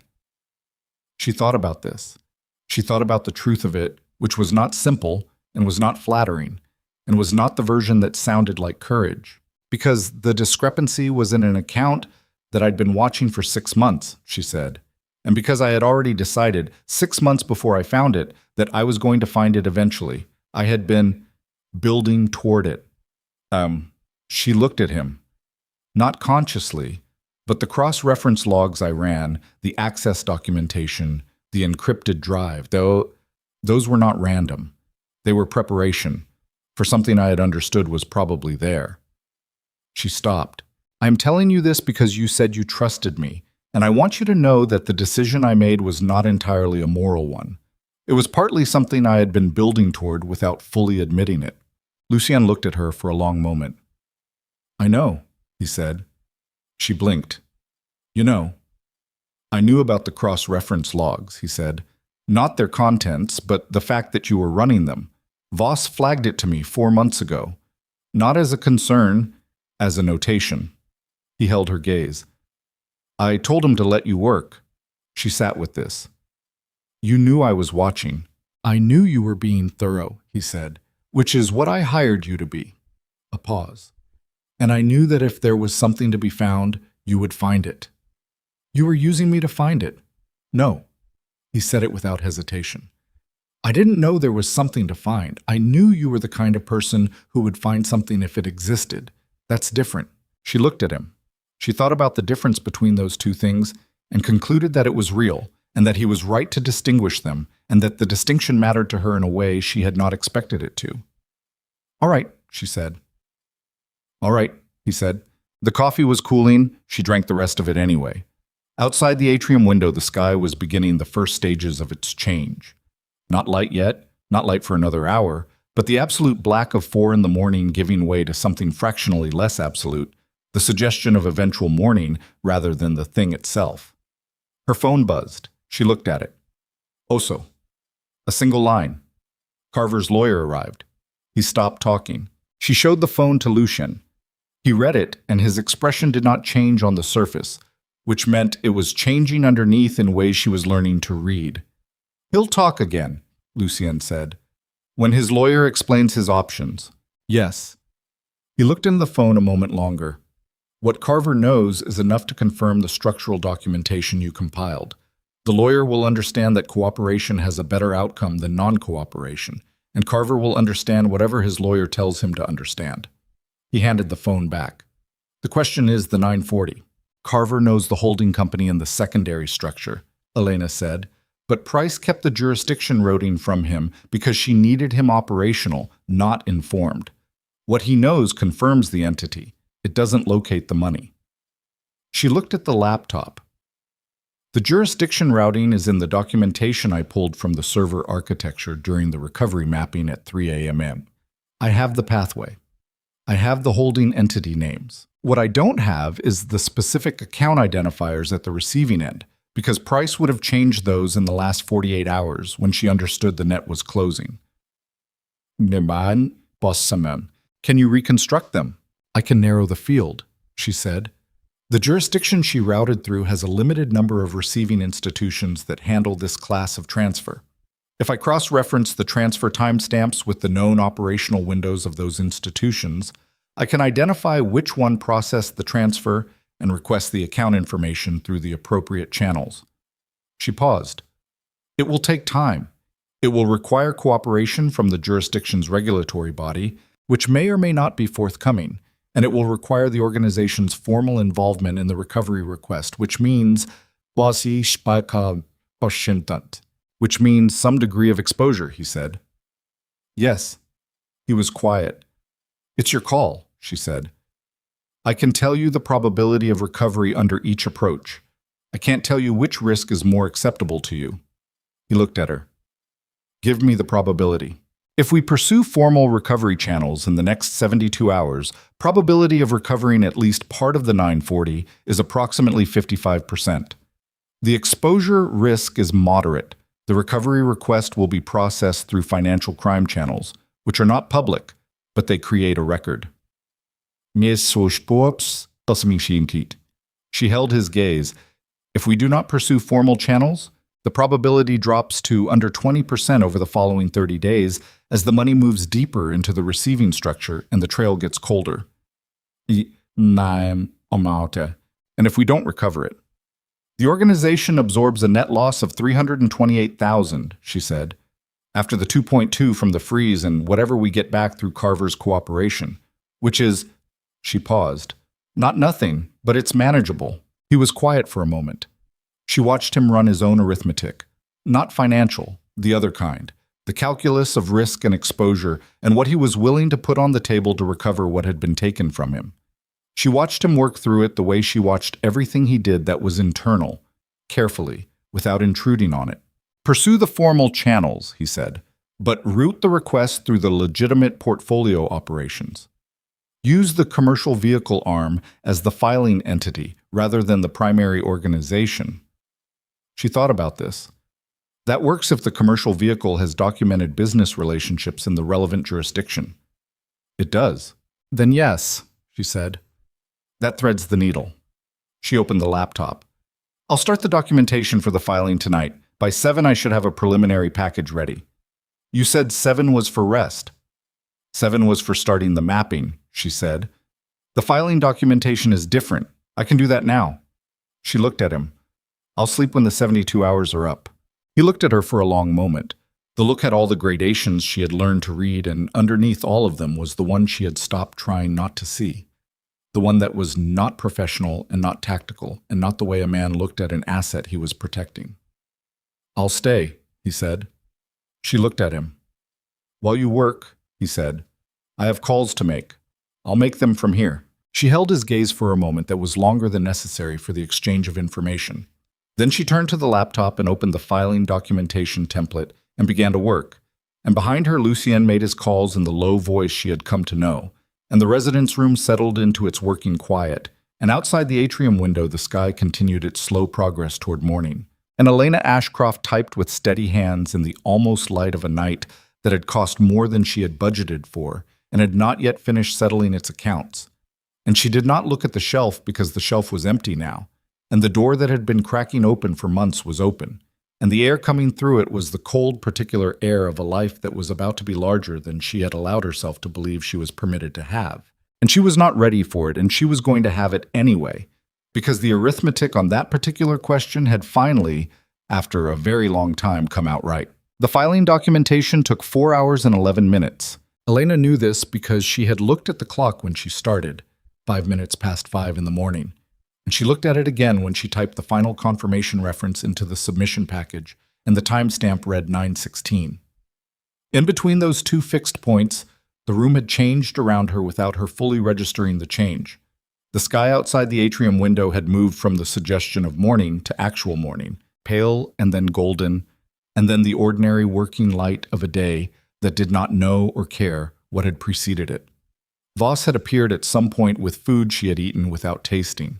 Lucien had made calls and received calls, and at some point had stopped making them, and had simply been present in the room in the way he was present in rooms, completely without waste, occupying space with the particular economy of a man who had learned that stillness was its own form of communication. She submitted the package at 9:17.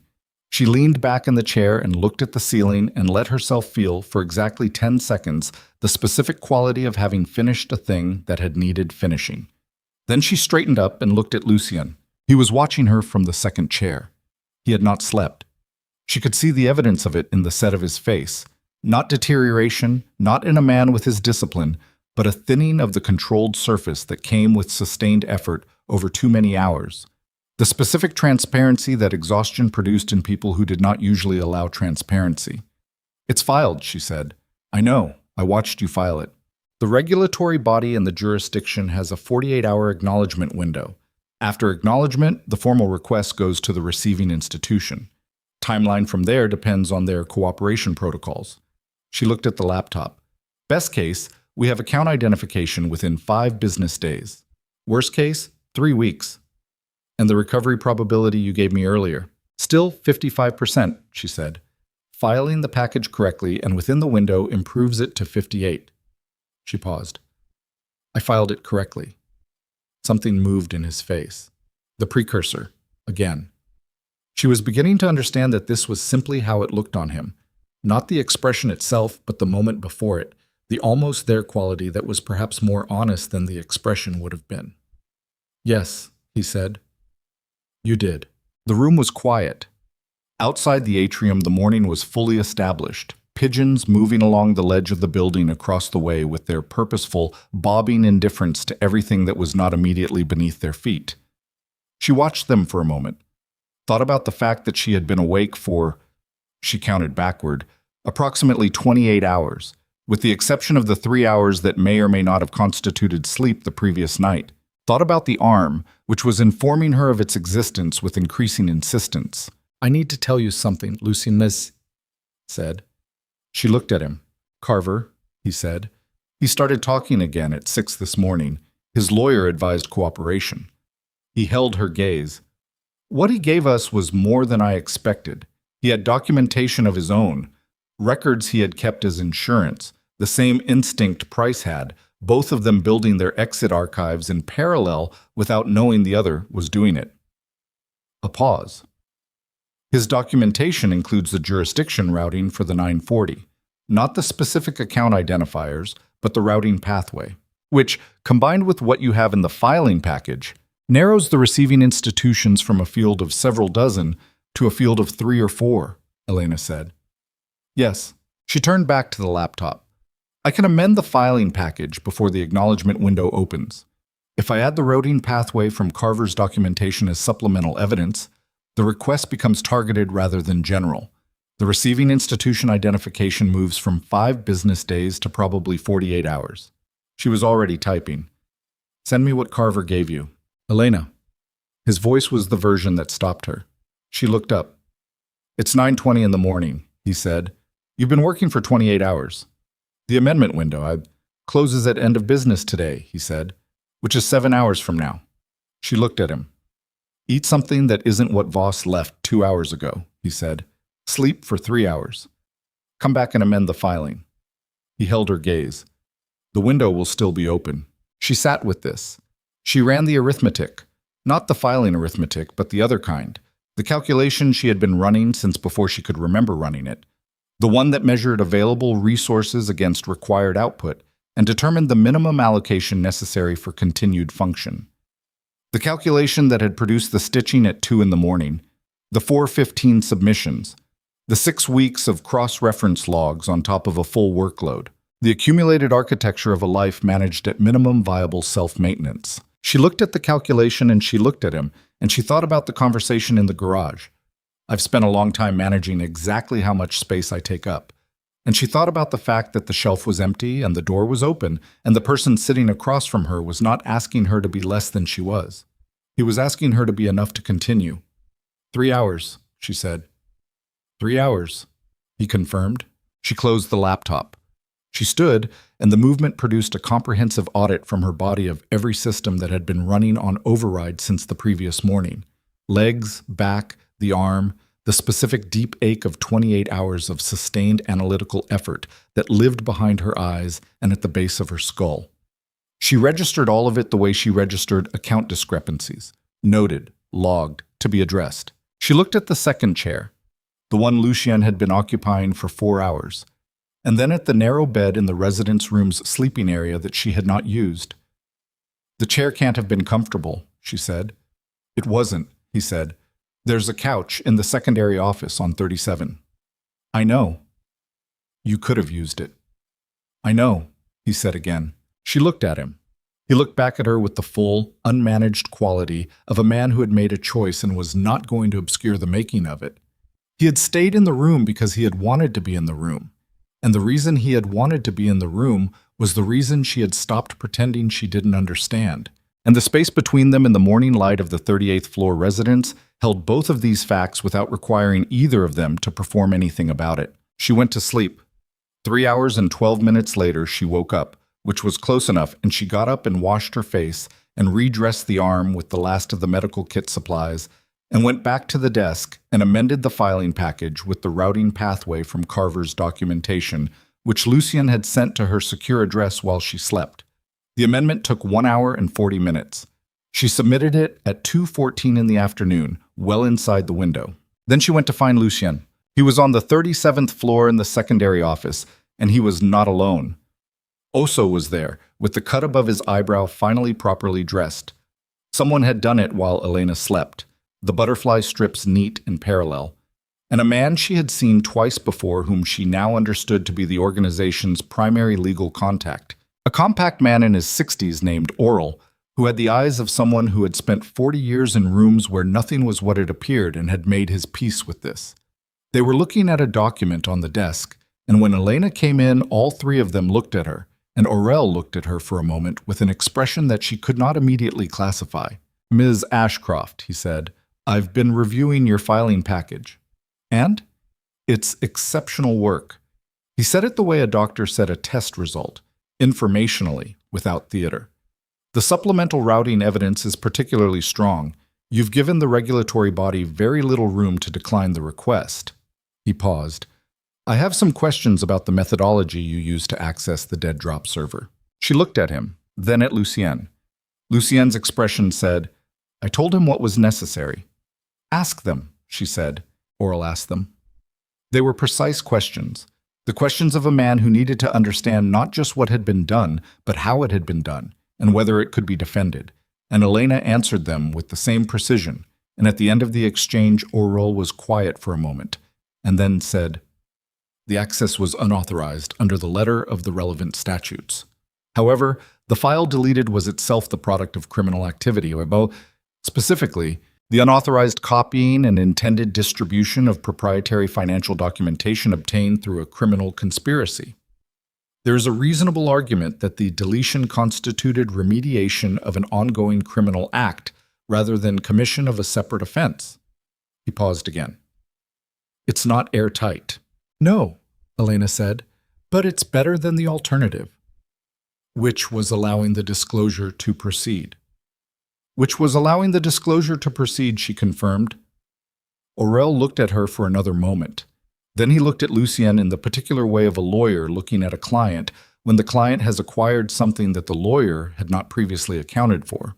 "I'll prepare a supplemental brief," he said, "in the event it's needed." He gathered his documents.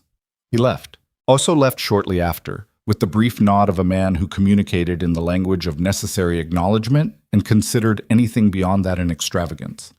Elena watched him go and thought about the garage and the dented sedan and the cut above his eye. And she thought about the particular kind of loyalty that expressed itself in staying in the fight rather than in anything said about it. She and Lucien were alone in the room. She sat in the chair across from his desk. The afternoon light was different from the morning light.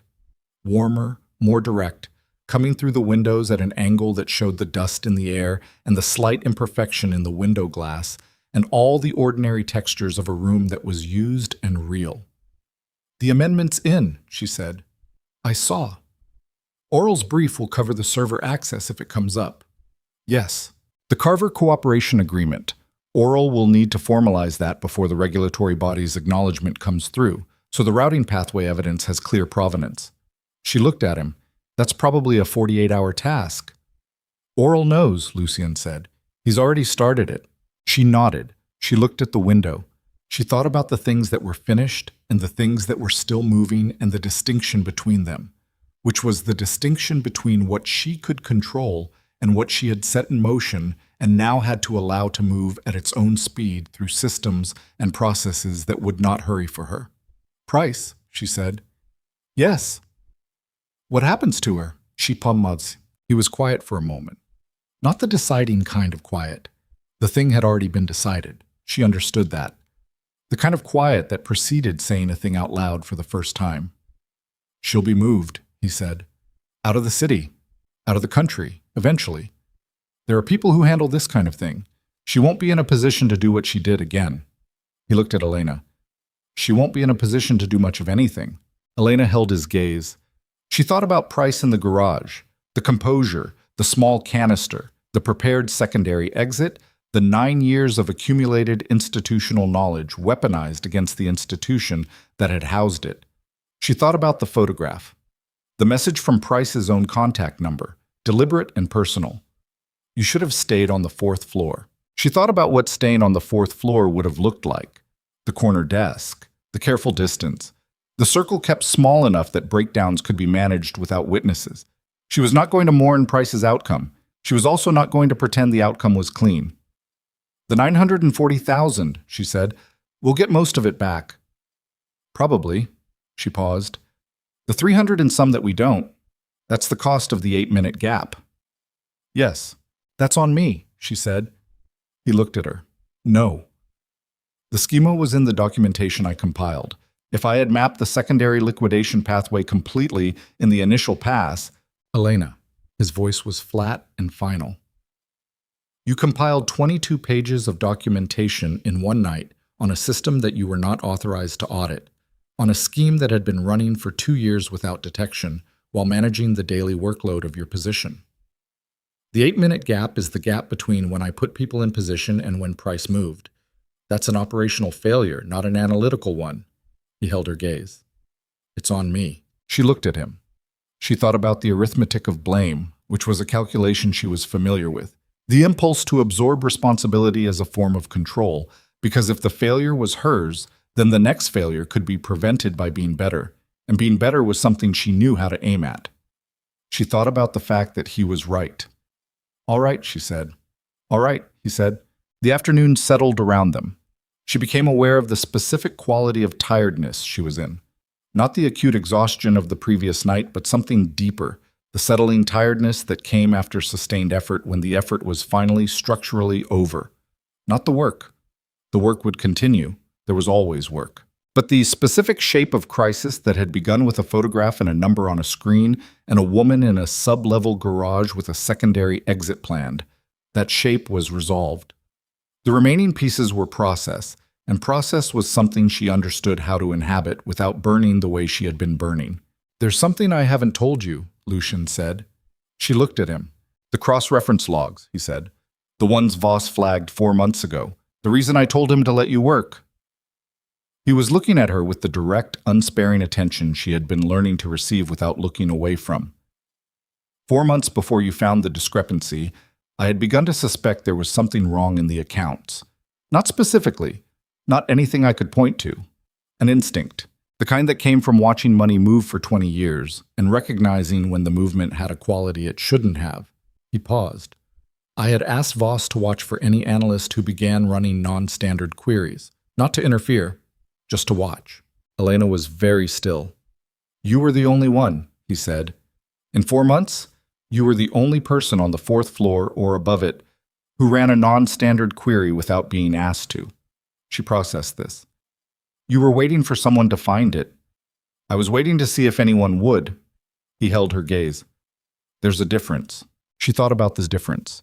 It was the same distinction he had made earlier, not using her to find it, but knowing she would find it if it existed. It was a real distinction, and it was also, she understood, a distinction that said something specific about what he had seen in her and when he had seen it and what he had done with what he saw. "You could have told me," she said, 4 months ago. "You could have brought me in and told me what you suspected and asked me to look." "Yes," he said. "Why didn't you?" He was quiet for a moment. "Because telling you would have told you what I suspected existed," he said. "And what you found by looking without knowing what you were looking for is more complete than what you would have found looking for a specific thing." He paused. And because I wanted to see what you would do when you found it. She looked at him. You wanted to see if I would come to you. Yes. That's a significant test to run on a person without their knowledge.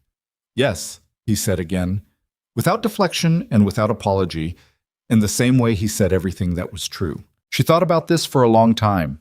She thought about the one in the morning and the encrypted drive and the 22 pages, and the decision she had made that she had described to him honestly, not purely moral, not heroic, the decision of a person who had been building towards something without fully admitting it. She thought about Voss appearing beside her desk, and the 15-minute request, and the executive floor at 11:15, and the first aid kit on the desk, and Lucien saying, sleeve in the flat, non-negotiable voice that she had understood even then was not cruelty, but a specific kind of directness that she had no word for because she had not encountered it before in that register. I came to you, she said. You did. And if I hadn't, he held her gaze, then I would have known something important. She understood what he meant. If she had closed the window and flagged it as a rounding error and gone to sleep, he would have known that she was not the person he had believed her to be. And the person he had believed her to be was the person she actually was. And the fact that he had seen it before she had fully seen it herself was something she was going to need to sit with for longer than this afternoon, in some quieter hour, and examine what it meant. She was already sitting with it. I came to you, she said again, not for his confirmation, for herself. You did, he said. She looked at the window. The light was moving. The afternoon was going to become evening at some point, and the evening was going to become the first night of whatever came after this, and she was going to need to decide at some point in the coming days what that looked like. The apartment on Delaney Street, with its rebuilt cabinet and fixed hinge, the fourth floor with its corner desk and 11-person professional landscape of carefully maintained distances. The shelf. The circle kept small by design. She thought about the offer she had not yet been formally made, but understood was coming, because she had read the signals in the access level, and the secured office, and the direct line, and the amended role description that Voss had quietly sent to her building email at some point in the previous week. She had read them, and she had not responded to them because there was a part of her that had been trained by years of living at minimum viable self-maintenance to believe that reading a signal and responding to it were two different risks, and the second one was the larger one. Lucien, she said. He waited. The office, she said. The secured one on this floor, the direct line. Yes? That's a permanent arrangement, if you want it to be. She looked at him. At the face that gave almost nothing away, and had been giving her, in gradation she had learned to read like account structures. Quite a lot. I want to know the terms, she said. Not the salary, the terms. What you're asking me to be responsible for, and what authority comes with it, and what the boundaries of the role are. She paused. I don't step into things without understanding their structure. Something happened in his face that was not the precursor this time. It was the thing itself. Brief, unguarded. The specific expression of a man who has encountered something that pleases him in a way he was not quite prepared for. He contained it in under a second, but she had seen it and she was going to catalog it, and it was going in the part of the ledger that she had stopped pretending was purely professional. I'll have Oral draft the terms document, he said. I'll read it completely. I know you will. She nodded. She moved to stand, and the arm reminded her of itself with a sharp specificity that made her breath catch. Just briefly, just for a moment, the kind of involuntary response that happened before the management system engaged. She controlled it before it fully registered. Not quite before. His expression shifted. The arm, he said. It's fine. Elena, it held through the night. The dressing is clean. She looked at it. It needs to be properly looked at by an actual medical professional at some point in the next day or two, but it's not urgent. Today, he said. Lucien, I'll have someone come here. He picked up his phone. Today. She looked at him for a moment. She thought about the first aid kit on the desk in his office, weeks ago. The scissors and the antiseptic and the dressing applied with the focus of a man for whom this was not the first time and was not without its cost. She thought about what it had meant and what she had done with what it meant, which was to put it on the shelf with everything else and continue working. The shelf was empty. All right, she said. Today. He made the call. She sat back down, not because she needed to sit, but because leaving the room felt suddenly like leaving before a thing was finished. And the thing that was not finished was not the filing or the amendment or the recovery request or Oral's brief. Those things were process. They would complete themselves in the ordinary rhythm of time and institutional machinery. The thing that was not finished was this room, this afternoon, the two of them on opposite sides of a desk with the morning's work done and the evening not yet started, and the particular quality of light that existed between those two things, honest and specific and without ceremony. She looked at him. He was looking at her. "The engagement," she said. He was quiet. "I'm not asking you to account for it," she said. "I told you that before." "I know. I'm asking—" She stopped. She found the actual sentence, the one underneath the one she was performing. "I'm asking if you're all right." He looked at her with the expression that was not the precursor, and was not the controlled surface, and was not the tactical stillness. It was the third thing, the one she had seen in the 37th floor office when the weight had moved through the surface briefly in the hour after Price's name was confirmed, and she had watched him absorb what 16 years of misplaced trust felt like from the inside. It wasn't... He stopped. He tried again. "We built something that looked like what it was supposed to look like," he said. "For a long time, we both understood that was what it was. She deserved more than that." He looked at the desk. "She'll have more than that now." Elena looked at him. She thought about the architecture of appearances, the engagement built for function rather than truth, the organization's legitimate face covering its actual structure, the professional distance she had maintained for 2 years and 8 months, because distance was what she knew how to build and maintain and inhabit. She thought about the things that looked like what they were supposed to look like, and the things that simply were what they were. She thought about the stovetop coffee pot packed by people she hadn't asked. "Yes," she said. "She will." He looked up at her. "And you," she said. She held his gaze across the desk in the afternoon light, in the room that smelled like old decisions and strong coffee and the particular clean chemical smell of the building's ventilation.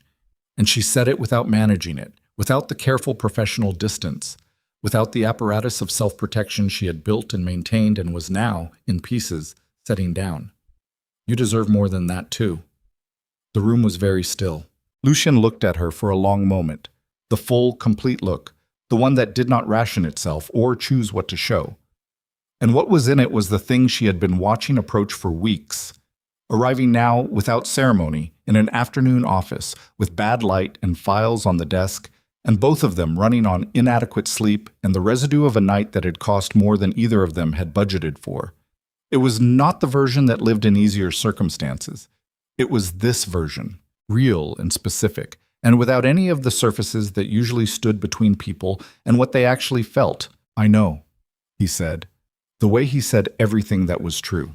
The doctor came at 5:30, a quiet woman in her 40s who did not ask questions beyond the clinical ones and examined the wound with the clean, efficient attention of someone who had seen worse and was not wasting her focus on the circumstances surrounding what she was treating.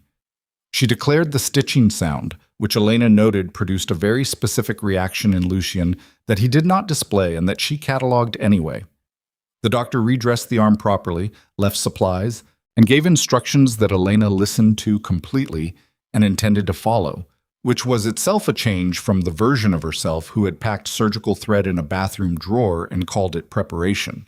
After the doctor left, Voss appeared with food that was actual food, not the previous offering, something substantial, the kind that Voss produced when he had decided a situation required more than gesture.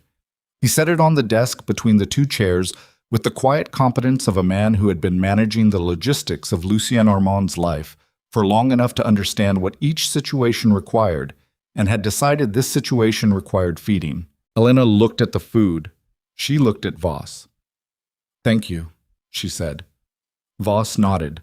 He looked at her for a moment with the same quality of peripheral attention she had been observing in him for weeks, and now understood was not wariness, but the specific form of protectiveness that long-term loyalty produced in people who expressed loyalty through action rather than statement. He left. She and Lucien ate in the secondary office with the files still on the desk, and the evening light replacing the afternoon light, and the city going about its indifferent business beyond the windows. They did not talk much. What they said was practical.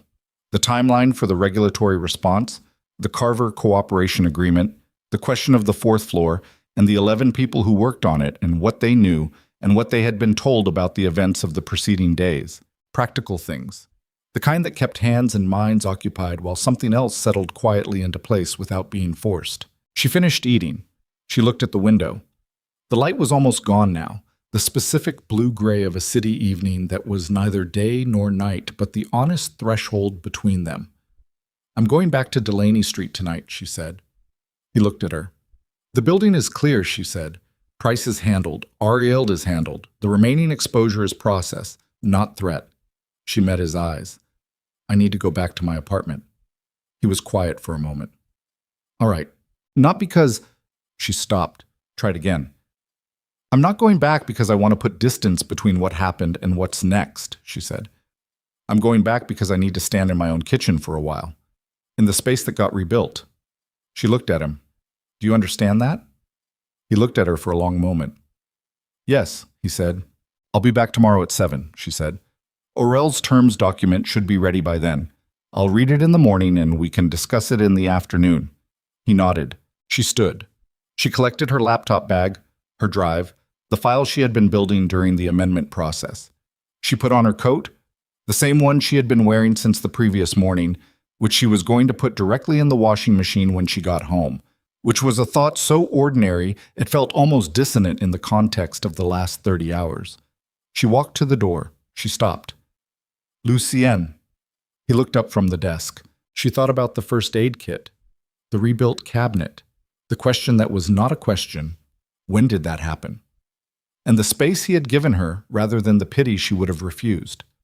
She thought about the 17 flights of stairs and the garage and the server and the delete confirmation and the filing package and 3 hours of sleep in a residence room while he stayed in the second chair and made calls in the low voice she had come to know. She thought about the ledger. Not the organization's ledger, her own. The private accounting of what had been given and what had been taken and what the current balance was. She had been keeping this ledger her whole life, and it had always come out to the same number, a small, manageable deficit, carefully controlled, never allowed to grow large enough to become a problem. She looked at the number and found it was different now. "Thank you," she said. Not for any specific thing, for the sum of things, which was larger than any individual item in it and could not be accounted for line by line. He looked at her. "Come back tomorrow," he said. "I will," she said. She went down in the elevator, standing with her back against the wall, watching her reflection in the polished metal doors the way she had on a different evening, a different version of the same building, a different version of herself. The woman in the reflection had the same face, the same coat, the same bag, the same left arm, with its new clean dressing under the sleeve. The same eyes, different things in them. The lobby at 7 in the evening was not the lobby at 7 in the morning. The chignon receptionist had gone home. The ambient climate-controlled air still smelled like leather. The marble floors caught the overhead lights in the same way they always did. She crossed them and went through the glass doors, and the city received her with its complete, unconcerned indifference, traffic and street noise, and the smell of a summer evening in a place that did not stop moving for anyone. She walked to the transit stop. She took the train to Delaney Street. She let herself into the building and up the stairs and into the apartment, and she stood in the hallway for a moment in the dark before she turned the lights on. Then she turned them on. The kitchen was exactly as she had left it. The rebuilt cabinet, solid and level, the fixed hinge on the bathroom door, the crack behind the stove, no longer stuffed with a paper towel, the stovetop coffee pot on the counter. She had brought it back from the 38th floor in her bag, a small, deliberate act of reclamation. She set the laptop bag on the table and went to the kitchen and filled the pot and set it on the burner.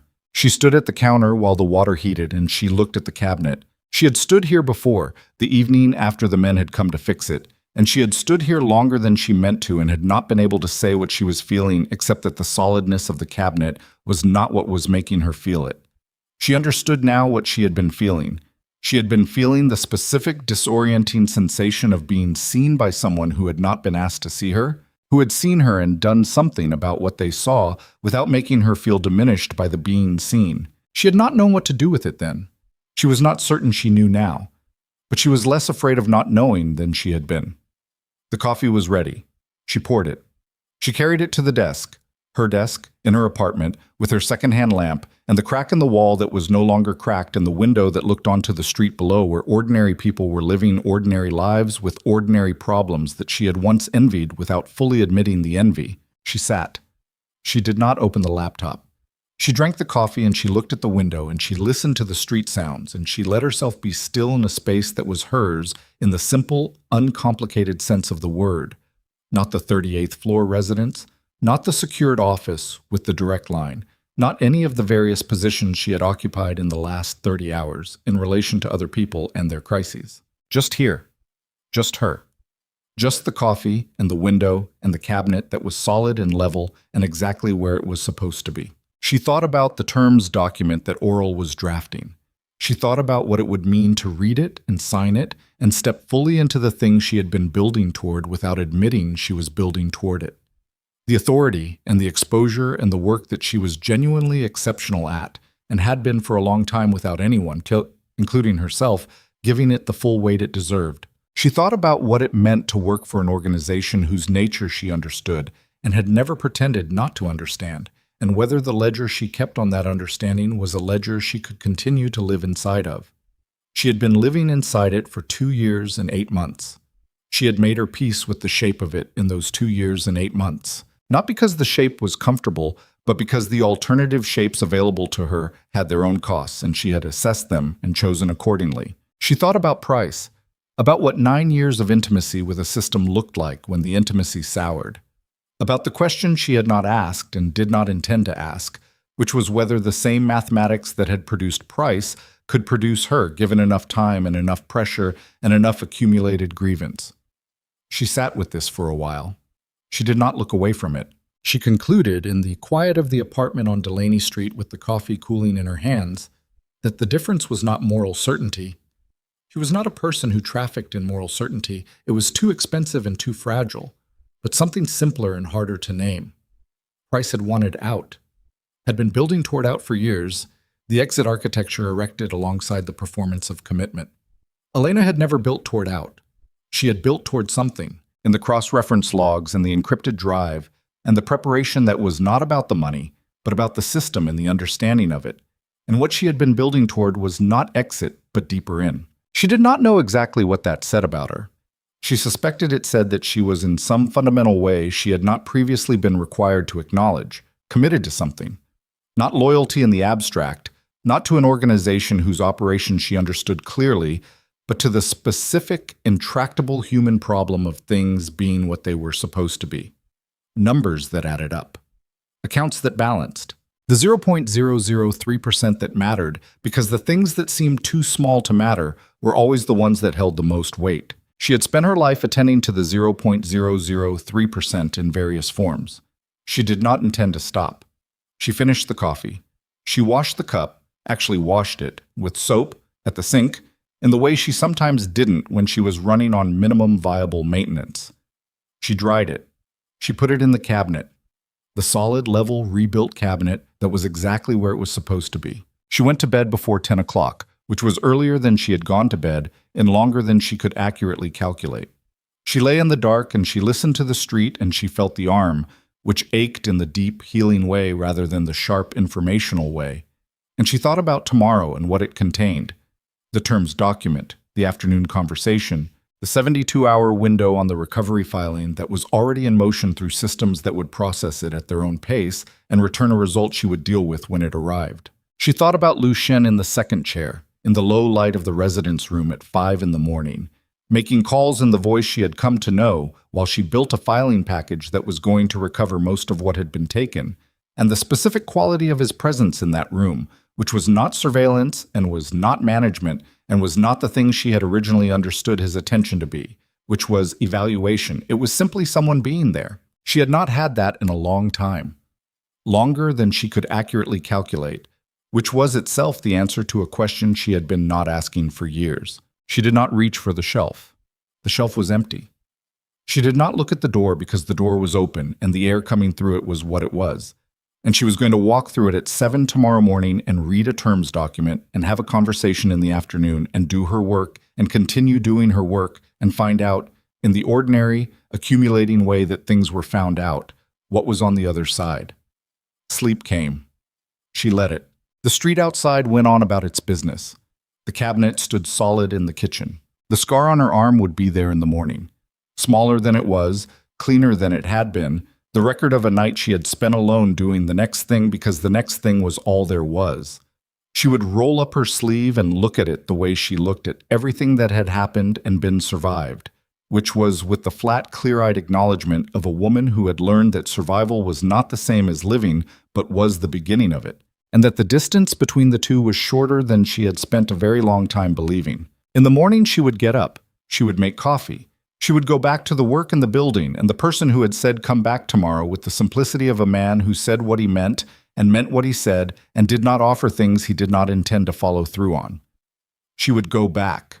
And the going back would not be the same as every other going back. The returning to the corner desk, the maintained distance, the circle kept small, because the person going back was not the same person, and the thing she was going back to was not the same thing, and the ledger she kept on all of it had a different number in it now, not a deficit, for the first time in longer than she could accurately calculate, not a deficit.